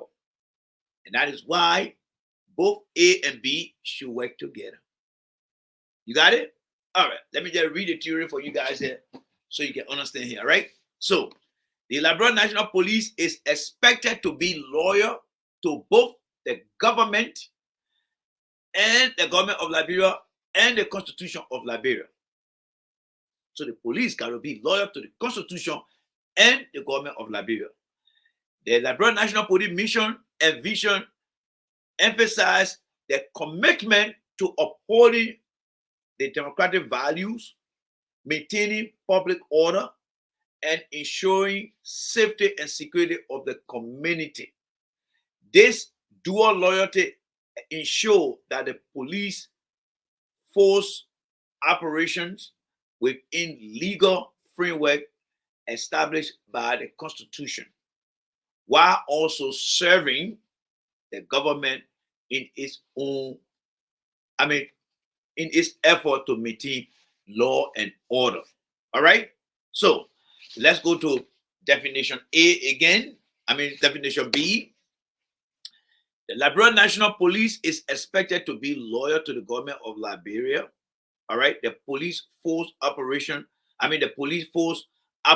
under the authority of the government, which provide direction and resources. At the same time, the Liberia National Police is bound by the Constitution, which is the supreme law of the land, ensuring that their actions are in line with the constitutional principle and the protection of the citizen. So both A and B, which is the letter C. All right? So I hope you guys got that and you got it right. JMB is the most incompetent. I love that one, most incompetent. I'm with you on that one, my brother. Tony, I'm with you on that one. So that being said, all right, when you see this image here, all right, when you see this image, do you see a violation in this image here? All right, so we are coming gradually to our video here. All right, so let me make this thing here. Now that we have read the function of the Liberia National Police, where they are subject to obey the Constitution as well as follow the discretion of their bosses. When you look at this image here, do you see civil rights, human rights violation? For me, the answer is yes. Especially the guy above on the right side of Joseph Boakai. That guy is actually shooting that thing into the compound. There are people in there, or people could be in there with children, all right, that got nothing to do, but he's in there shooting that thing in there. Well, if he is acting on the police director order or the field commander order, then he is not respecting the constitutional law that protect other people who are harmless. That's what he's doing. All right. So this is where now they're supposed to have that limitation to say, sir, under no circumstances can I shoot in there because I cannot recognize the target. All right. I cannot recognize the target. So why should I shoot in there? That should be the reason. That is where he will come in with the Constitution and say, look, I'm supposed to protect the community. These people are not shooting directly at us. Even if they're shooting directly at us, we need to re-strategize to get in there because are they using children in there as a shield? So I can't go in there and start shooting. I can't do that. And this is where sometimes law can get out of hand. All right? But in the meantime, I want us, we'll go to the video. We got a short video here, but I have other things to show to you guys that I call commercial. So one of the commercial that we're going to play here is this one right here. All right? And please don't laugh. Do not laugh. Okay? All right. Deal. But since it has not made sense yet, so since it had not made sense yet, I mean, guys, I want you to process that again. All right? Let's process that again. Sometimes the people say when you watch the movie for the first time, you will miss some part in the movie. And every time you watch a movie, you will get something new from the movie. And that's the same way when you read a book, you will miss some things in the book, but you all got to go back. And that's the same way we listen to somebody talking to. And see, for me, I often like to listen to myself on my show. Sometimes when I play my video for you guys, in the back end, sometimes I listen to myself and say, okay, where do I need to improve here? So when you listen to the brother here, he says something about, but sense, it doesn't make a sense. So let's listen to the brother here again, all right? This is a senator of I don't know, senior or junior senator, but listen to him from Boakai County. That's a big deal. But since it has not made sense yet, we thought to demonstrate our word into action. Okay. By maintaining that we will take only 5,000 US. Let's go back again, listen to the TA again. Let's go back again, listen to the TA again. That's a big deal. Okay. But since it has not made sense yet, we thought to demonstrate our word into action. By maintaining that we will take only 5,000 US dollars of our monthly money. Excuse me there. Just as we are about to return to Monserrato what we have received from government, we would like to make it in a re-emphasized way that when we... The guy will be sanctioned. He will be sanctioned. And the reason he will be sanctioned is because of his role he played in a $22 million or how they call it, road project. That is where Director Dillon will get sanctioned. He will get sanctioned. All right? All right, moving along here. This one is where I often say to you guys that we got a long way to go. And I'm sure some of you guys have seen the particular video here.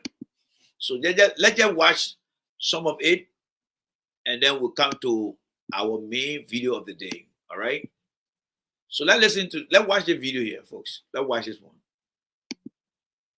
Bump into this truck. This vehicle bump into that truck. You can see it. So the people, passengers are in pain. I think the passenger are in pain. So Saki Zeze is here alongside Emmanuel Jerbo. To now bringing you this live coverage here, Upper Carriage Broad, the Monrovia Kakatan Highway. So yet the victim, you can see it. So SOS call. This is the driver. SOS call. SOS call. I don't know as to whether and passengers still within this car, but it's injuring. They are dying. SOS call. Police. This is the driver of this vehicle. This is the driver.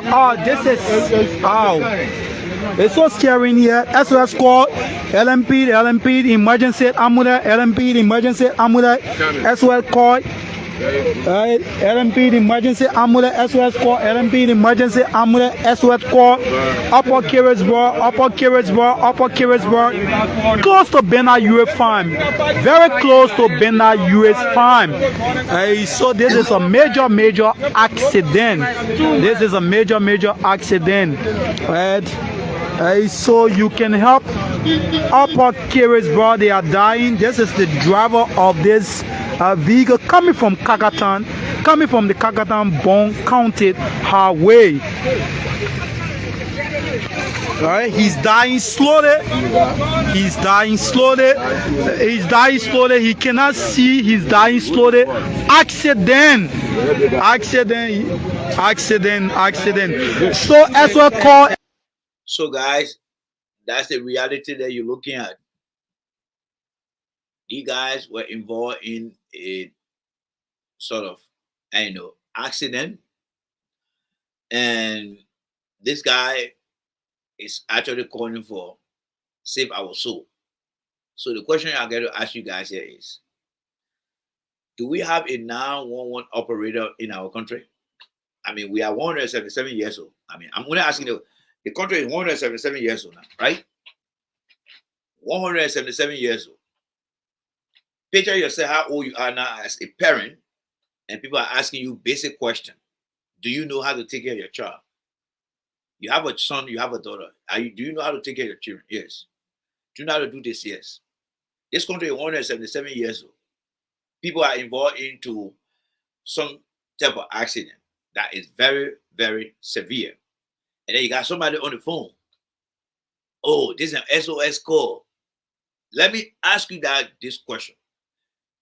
Do we have a 911 or whatever that number is system in our country?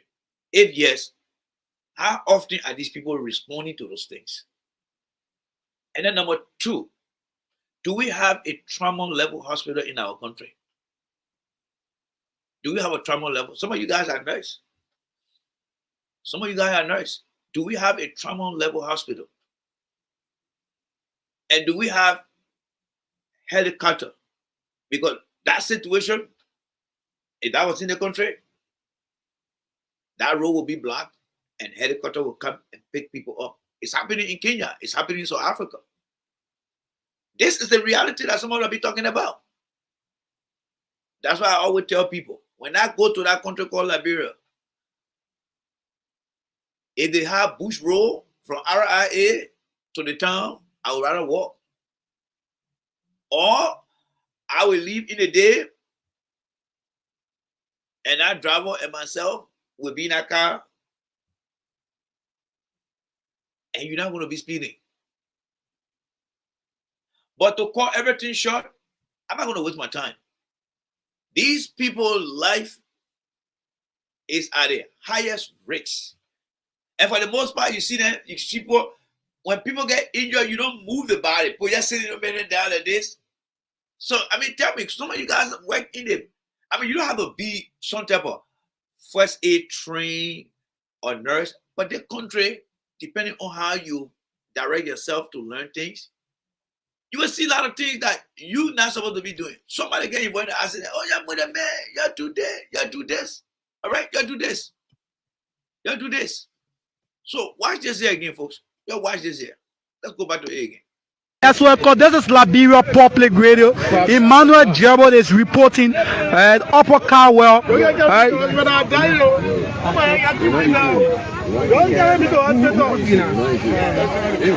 So SOS called Liberia National Police Amulet alongside the bonus, the US farm Upper Carrisbro.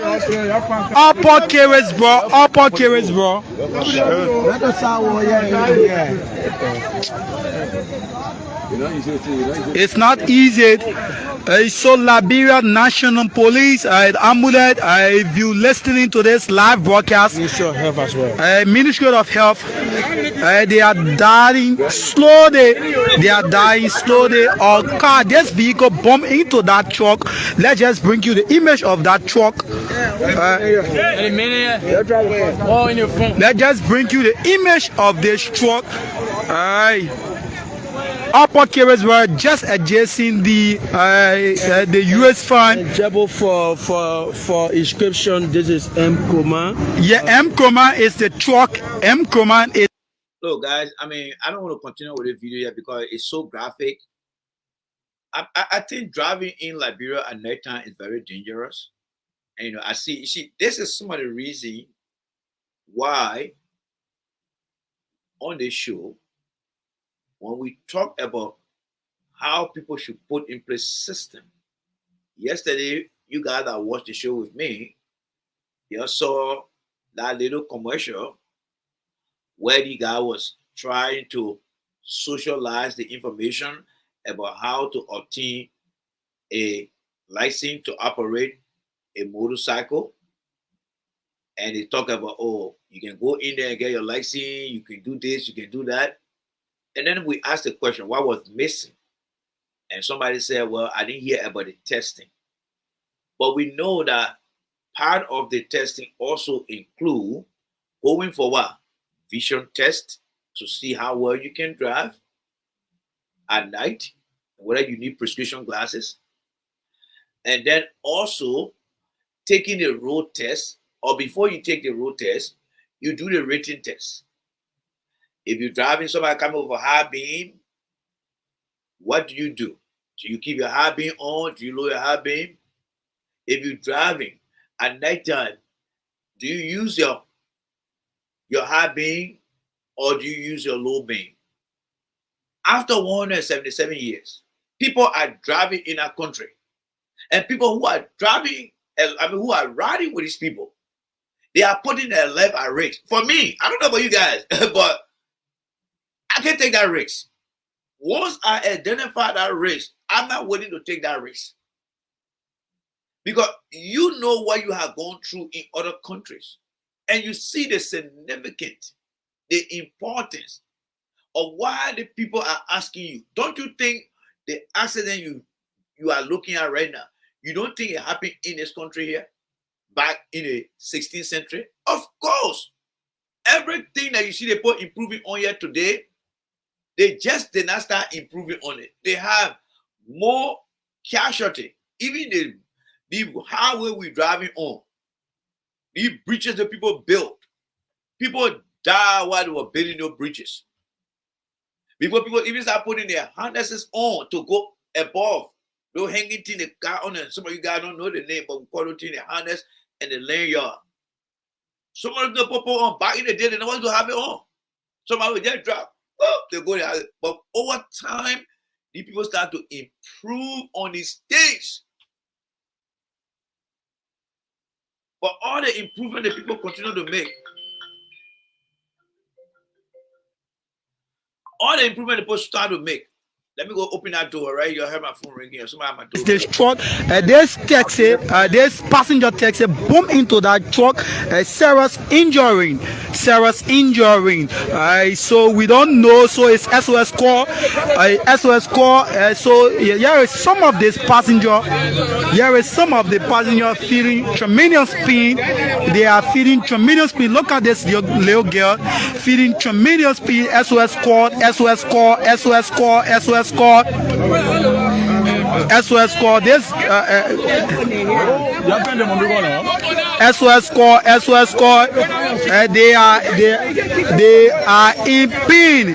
Here is another passenger in pain. Here is another passenger in pain. Here is them. She's cut on her face. Two female. They are cut on their face.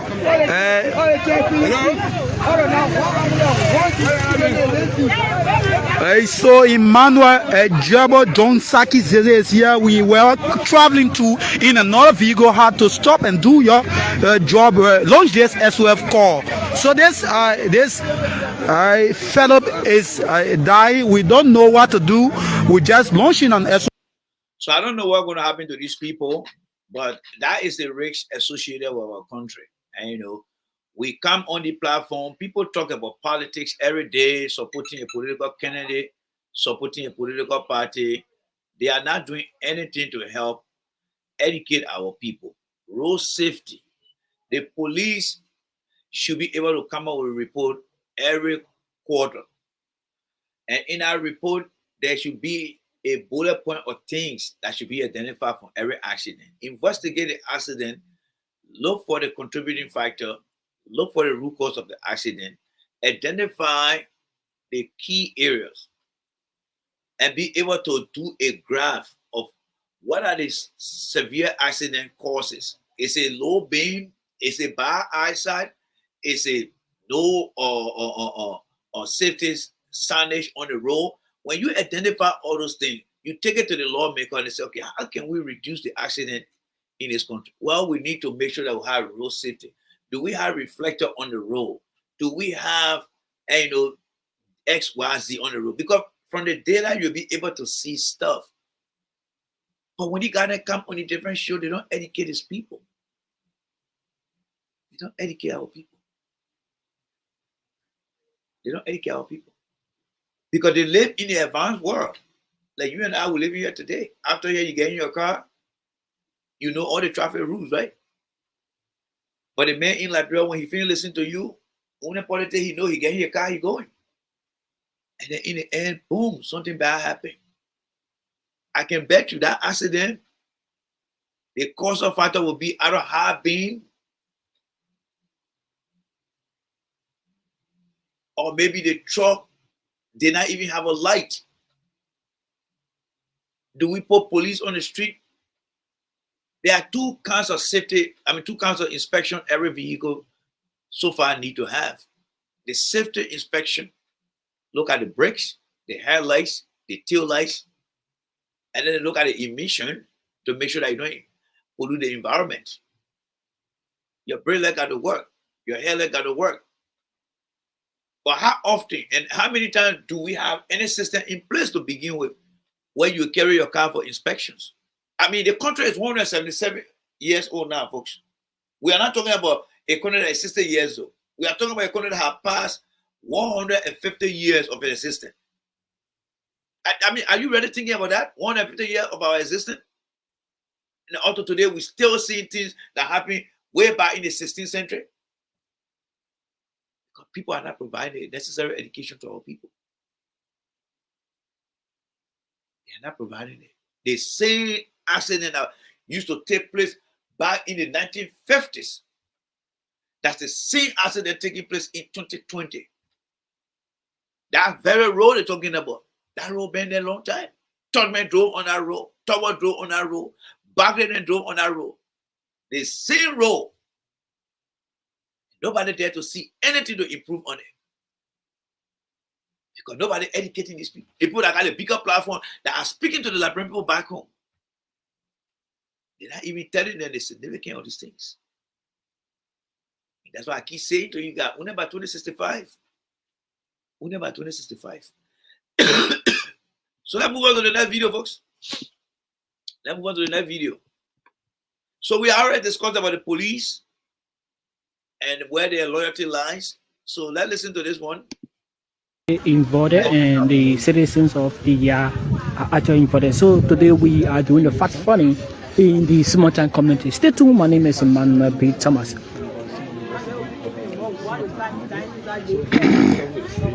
So folks, we are listening to this one here. Some resident of the right. small town. So we'll do it first.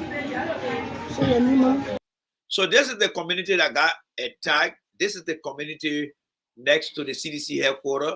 So let us listen to what was being said and how it happens. And look at the condition of the people, my friend, or my people. Let's look at it and listen to them, all right? Okay.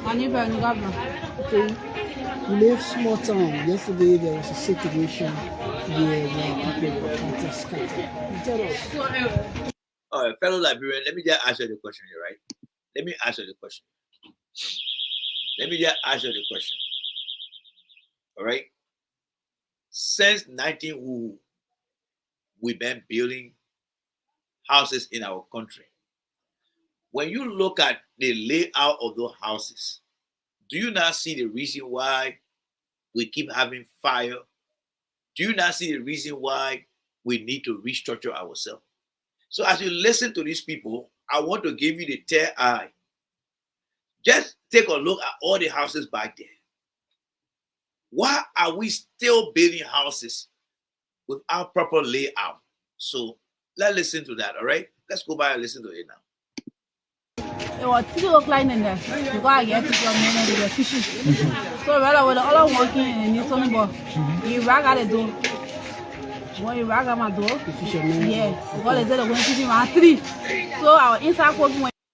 We have to take the video back, all right? So folks, let me say good morning, good evening, good afternoon. The matter of why are you sitting and we live broadcast. My name is Emmanuel B. Thomas, and today I think we all understood yesterday there was zero tensions in the Congo-Gambia Pacific, the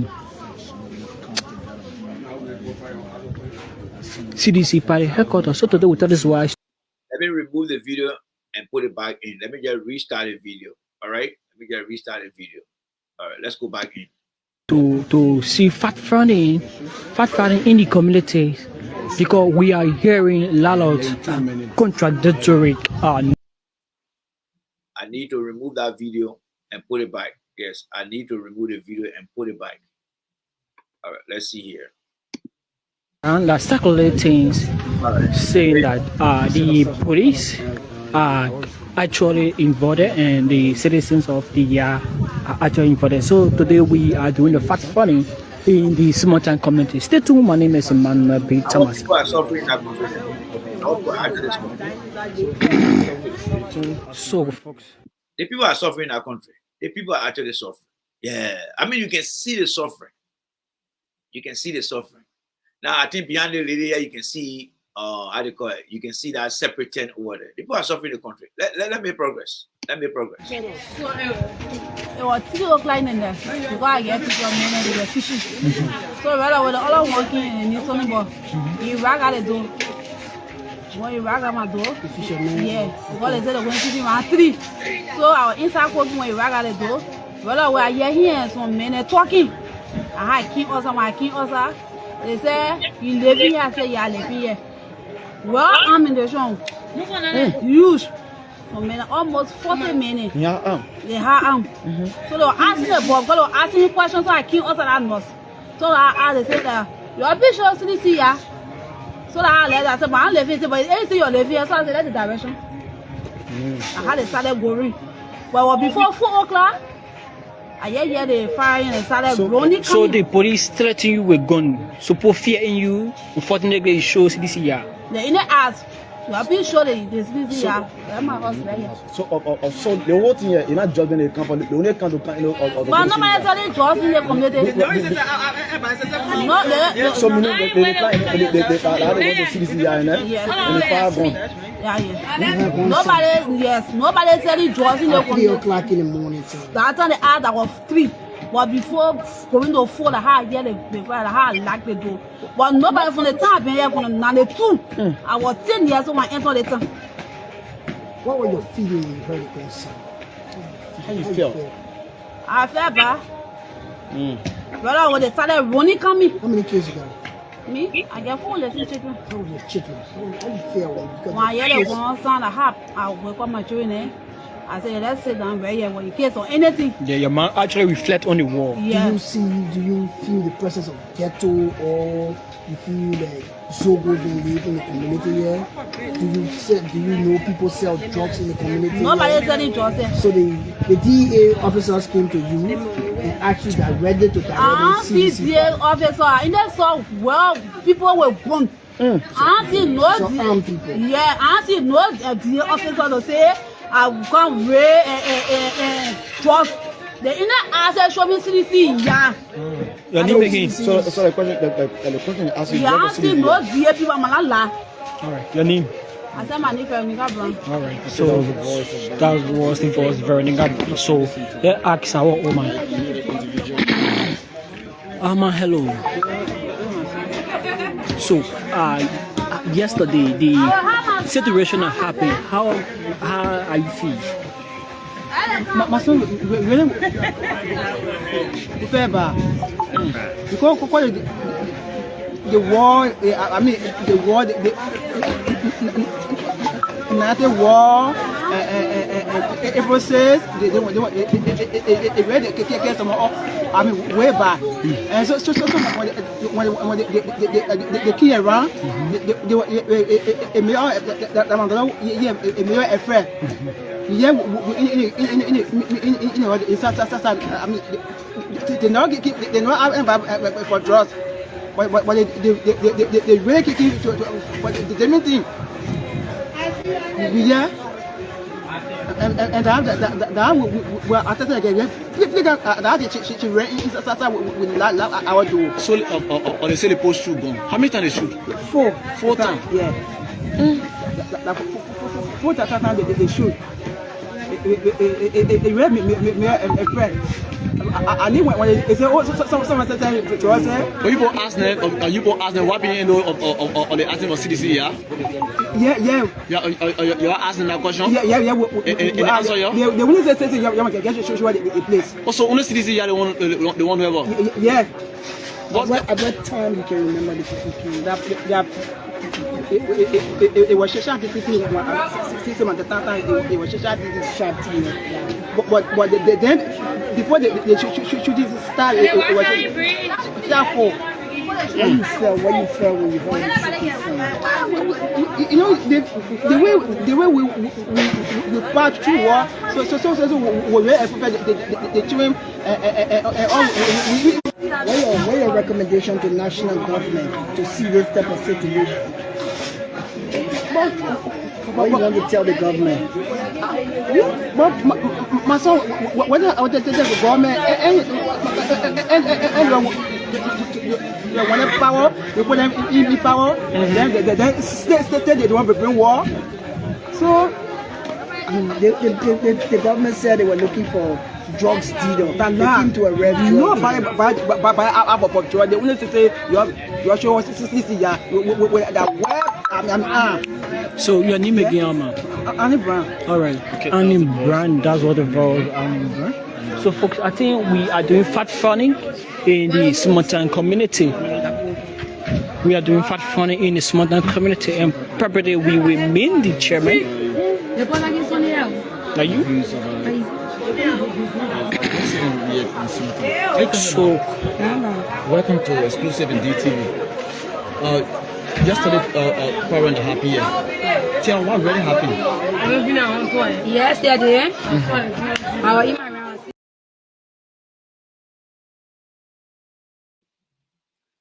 I mean, I'm not really interested in a story. I'm just looking at the people condition in the country. And you know what really getting to me right now? The hanky-panky guys who are on Facebook. When we are trying to represent the people who are suffering, and you have some of these guys coming on, oh, go pee, go see, go. I mean, look at how the people are looking. Look how the people are looking.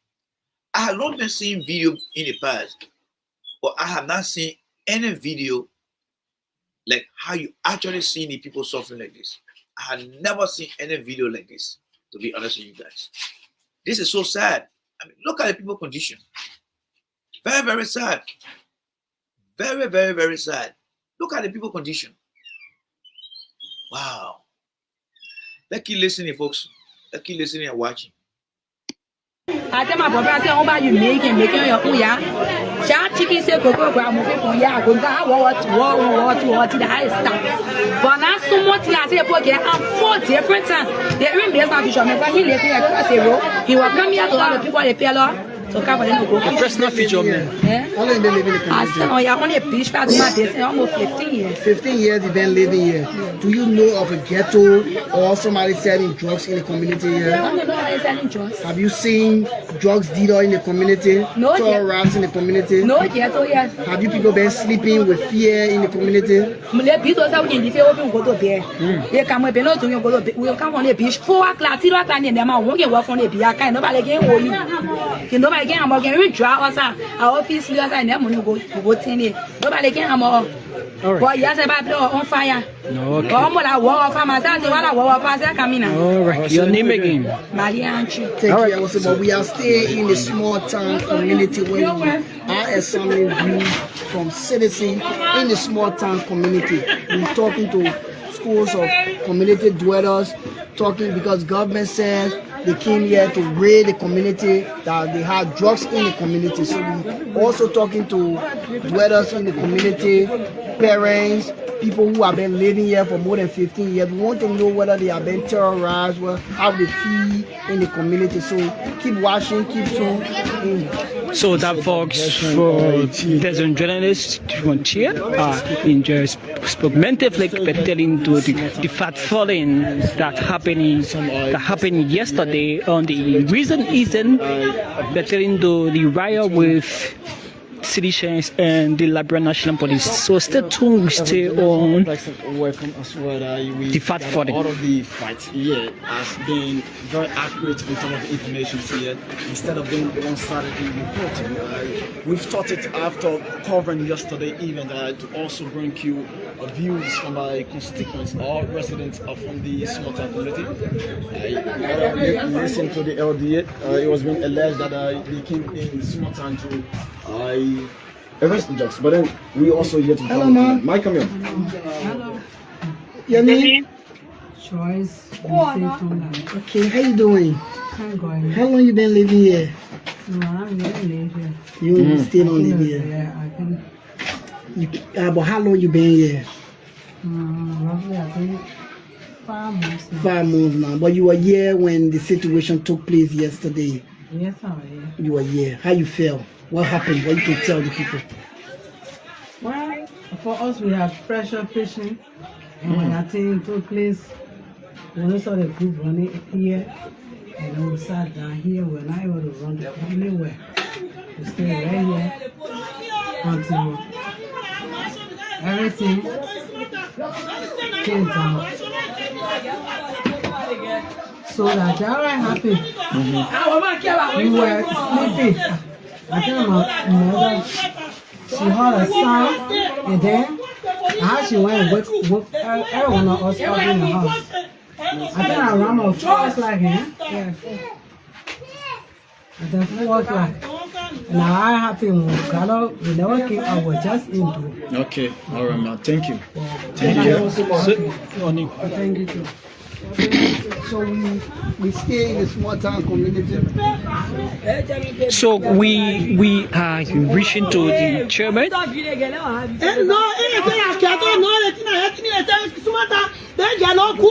That's not Keto Levy, that's not Keto. So one force the government for them to tell all the truth. And that Sumatra the king to Ifel, or the citizens here, the king to Etoy, for them to tell all the truth. Your name, Mama? My name is Agnes Tuase. Agnes Tuase. How long you lived in the community here? For 10 years, yes. You been living here? Yes. Do you how you felt yesterday when the situation was? Very bad, they were terrible. Dangerous. They were putting people's life in threat here. I feel very bad. The government said they place a ban or place where they have been drugs dealer live here, and then they came to arrest a drugs dealer. I want for the government force to tell me, send a tier people here, if they arrest any drugs, if they get proof that indeed they see somebody with drugs, that they can show up to the public that will go arrest in Sumatra. This is the drugs that will find in Sumatra for them to tell us. Have you been living in fear here by ghetto? No way. No ghetto in Sumatra for the past 10 years in Sumatra. I see ghetto here and I see anybody here doing drugs. So what your recommendation to government about the situation? Which one the government say coming to about? The government I say people here. That say people government. Which one the government? What you mean the government? Government I can say tear gas or CLC and the people they call government. Thank you, well, nice talking to you. So we on our way to the chairman. We going to the chairman.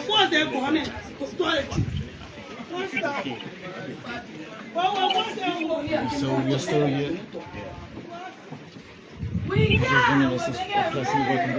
So folks, stay tuned as so stay on the fat funny in this modern community pertaining to the incident that happened yesterday. So I think we will have the exclusive interview with the chairman. Hello. How you doing? So your name and your position? My name is Mr. James D. Bernard. I'm the chairman for Small Town Community. How long you been living in small town? I've been living in this small town for the past 65 years. There was a situation here yesterday, a chaotic situation that had your people running. Tell us what happened.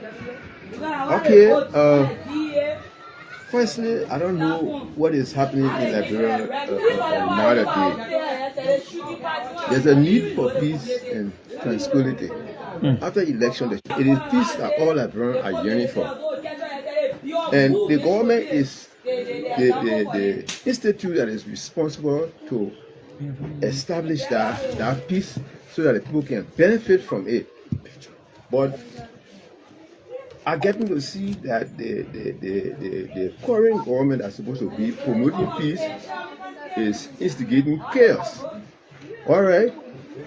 Yesterday night, I woke up to a volley of gunshots around about 5 o'clock in the morning. See, I woke up and heard shots. Gunshots. So I decided to come outside. And I heard a gunshot coming from this end. So I decided to go there. But my son sleeps next door. He told me, so Papa, don't go there because the DEA and CDC people, they're shooting in CDC yard. So that's why I stay away. So later on afterward, I decided to when day got broke, I decided to go there to find things for myself. So I went there. I went there and decided to carry on my own investigation. I got to know that around 3 o'clock in the morning, a team of DEA officers came They drove their car on Edgewater Drive. There's a concrete pavement around Joe Howard Taylor house. There where they parked that vehicle, disembarked, and came and passed through here. They passed here. Almost put it close to about 10 men in the night. My son saw them. Okay. Yeah. They passed through here. And he said after they passed and they went, later on, started hearing the noise. I said I heard noise, but I thought they were running behind road.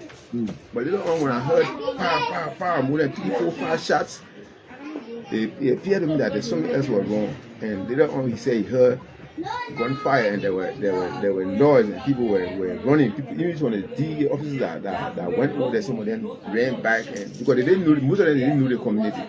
Okay, so that's how they ran all over the place, and that's how it was yesterday when we woke up. We went in the compound there. We saw the situation. The CDC got some of the boys I met at the bridge there. They said they were sleeping. When they looked, they saw the group of men rushing in the bridge to try and to enter CDC headquarters. I don't know. So that's how they woke up.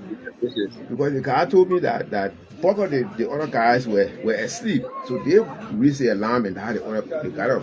So the tussle started, and that's how they were able to get them off from CDC yard, and they ran.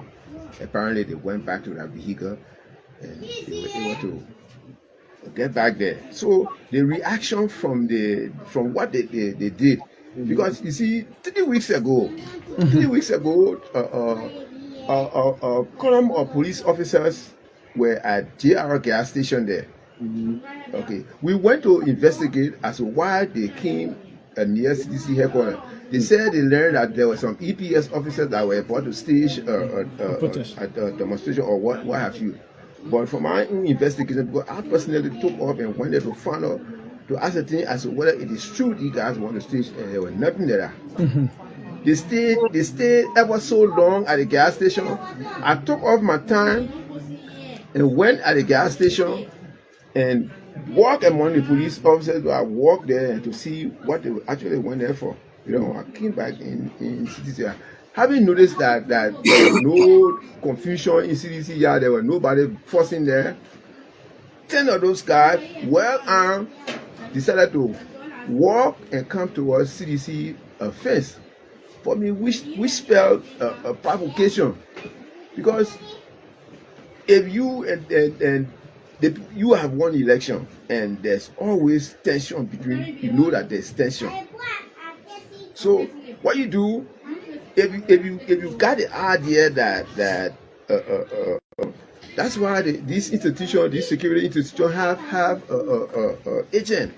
You see, they got people who can go out there and do intelligence, send them into the area and whatever, but not sending armed men near CDC headquarters. Yeah, that almost caused serious friction again. You see, then after the 3 weeks, then you coming back 3 o'clock in the night and coming in CDC yard, okay, with the intention and saying that in small town there is drug. Okay, I come in. I just got another information from Spoon FM that an individual said that he brought a search warrant in small town so that there's an individual selling drugs. He brought search warrant so that they can search and small town.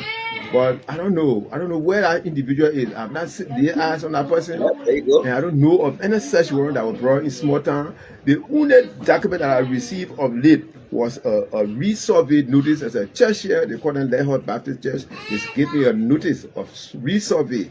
They come to resurvey their land. That's the document that I've seen.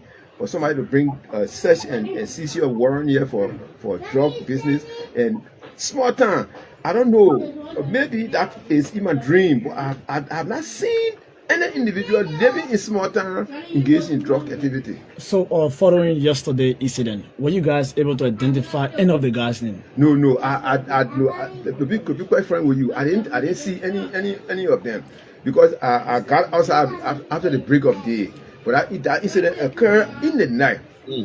in the night. So follow up to the question, what would be your next step as the chairman of the community? My next step is an appeal to the sitting government. Okay, they need to work with all institutions so as to promote peace and tranquility. And let us stop this business of trying to create tension.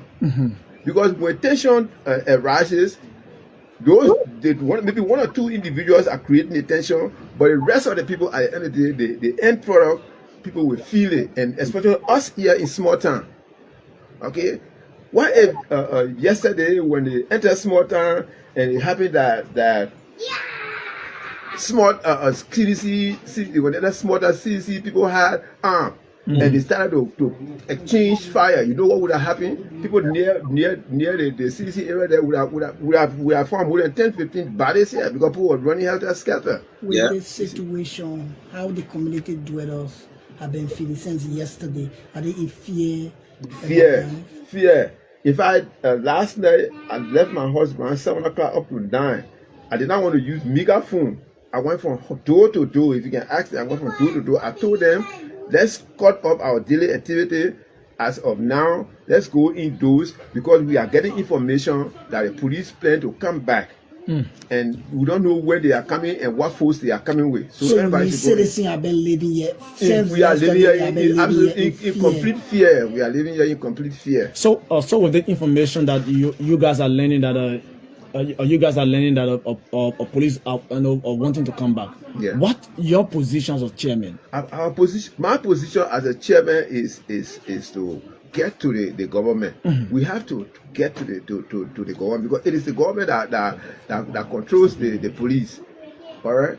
Appeal to the government to please let's send their officers into small town because we don't want chaos. We don't want bloodshed. Because this is why we see is being eminent, and they need to stop. Quite frankly, they need to stop. Government, if the government right, if the DEA right drugs dealer, the government say they are fighting drugs. Yeah. So, what I actually want to know is, are there drugs dealers in your community here? Well, let me tell you this.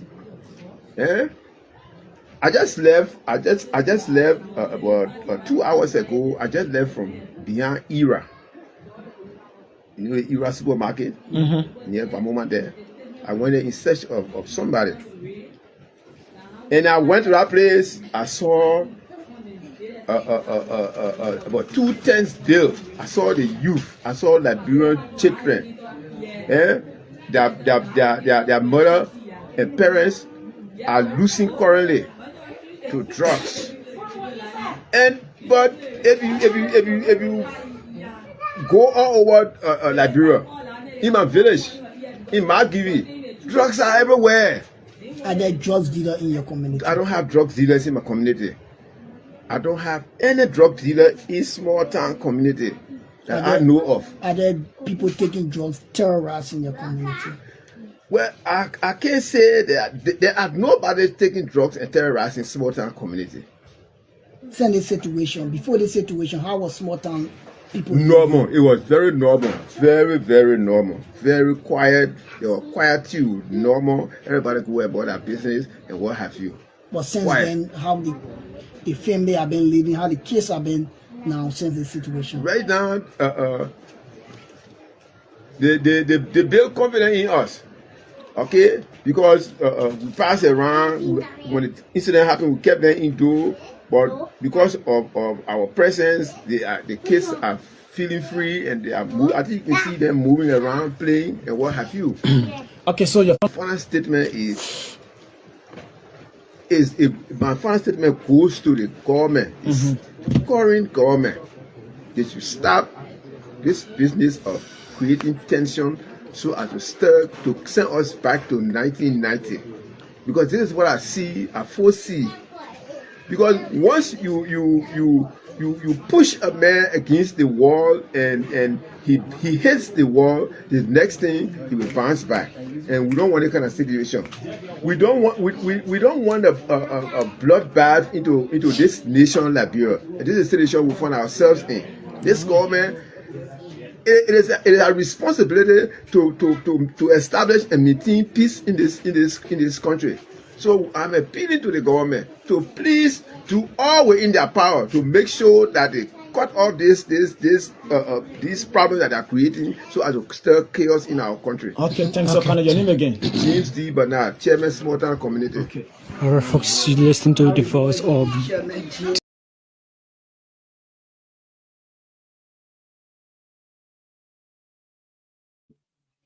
For those of you that don't know this, all right, let me just say this.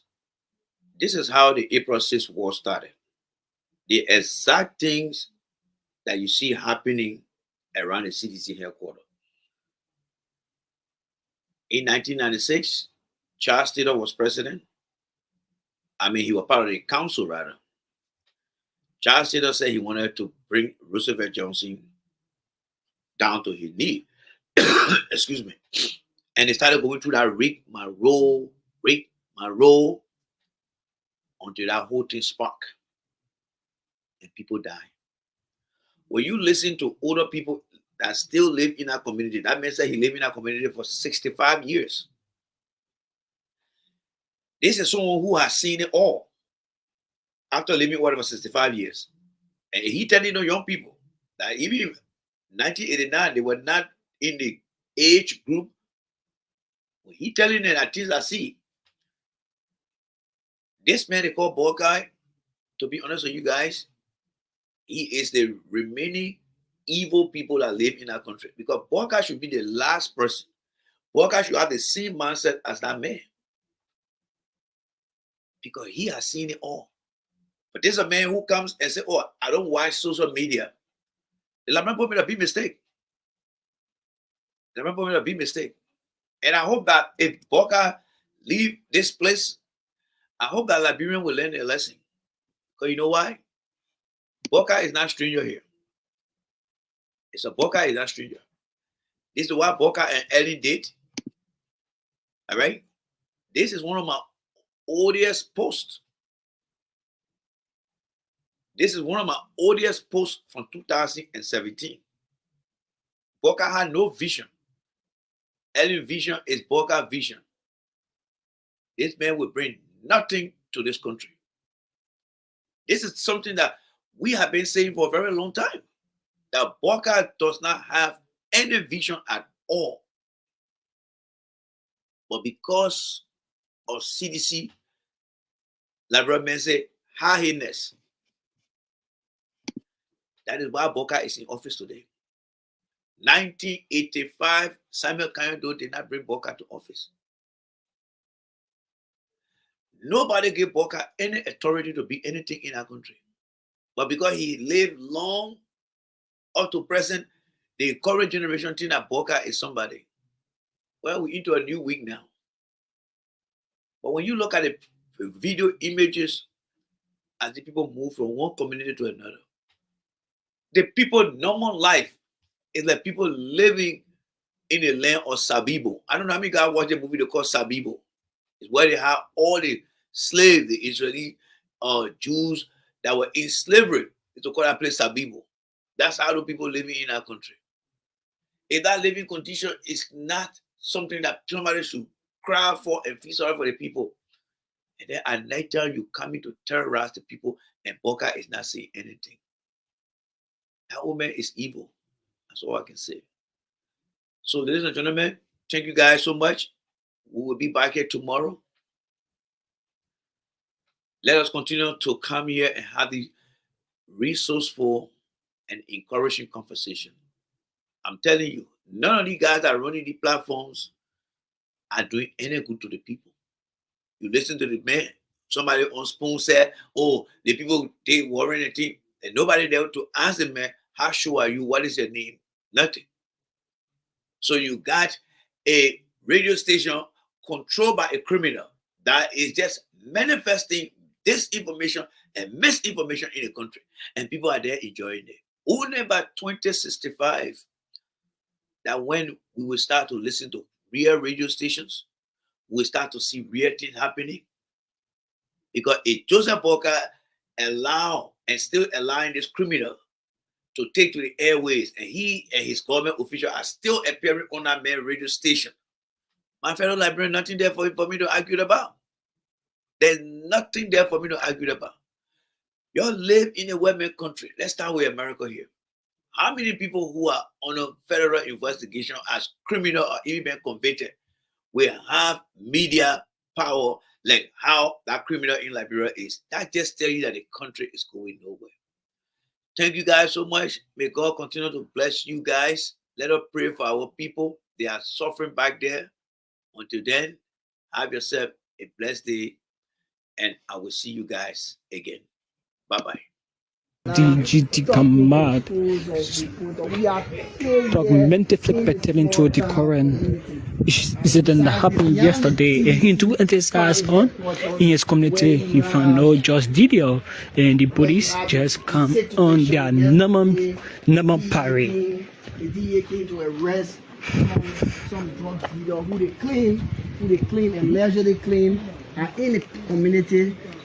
So we are here. We're not leaving here now until we can be able to get some views from people, citizens here. Most people are talking about they are living in fear, same this situation.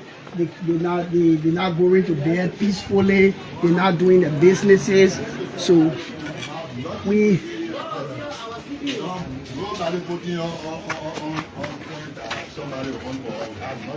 So people are here living in fear. I think you can hear people talking about some of them don't want to talk. Some of them think that when they talk, there will be people after them. Government will be after them, or probably anybody could be after them. So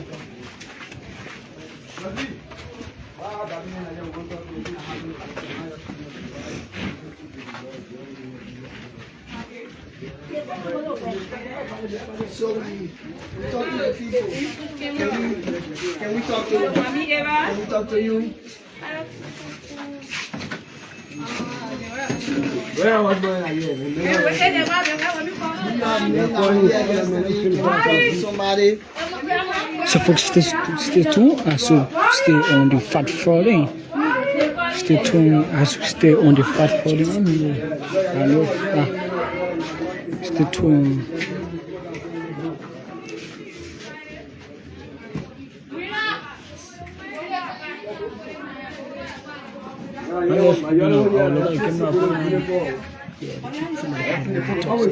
So we stay here.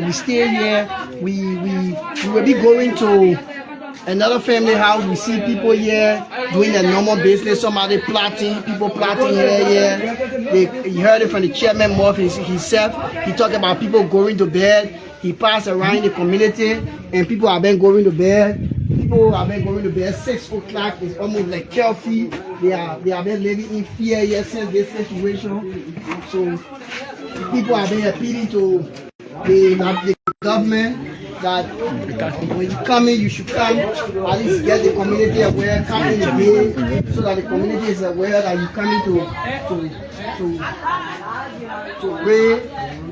Because they are saying that they don't have drugs dealer here. According to them, that they don't have drugs dealer here. They don't have people selling drugs.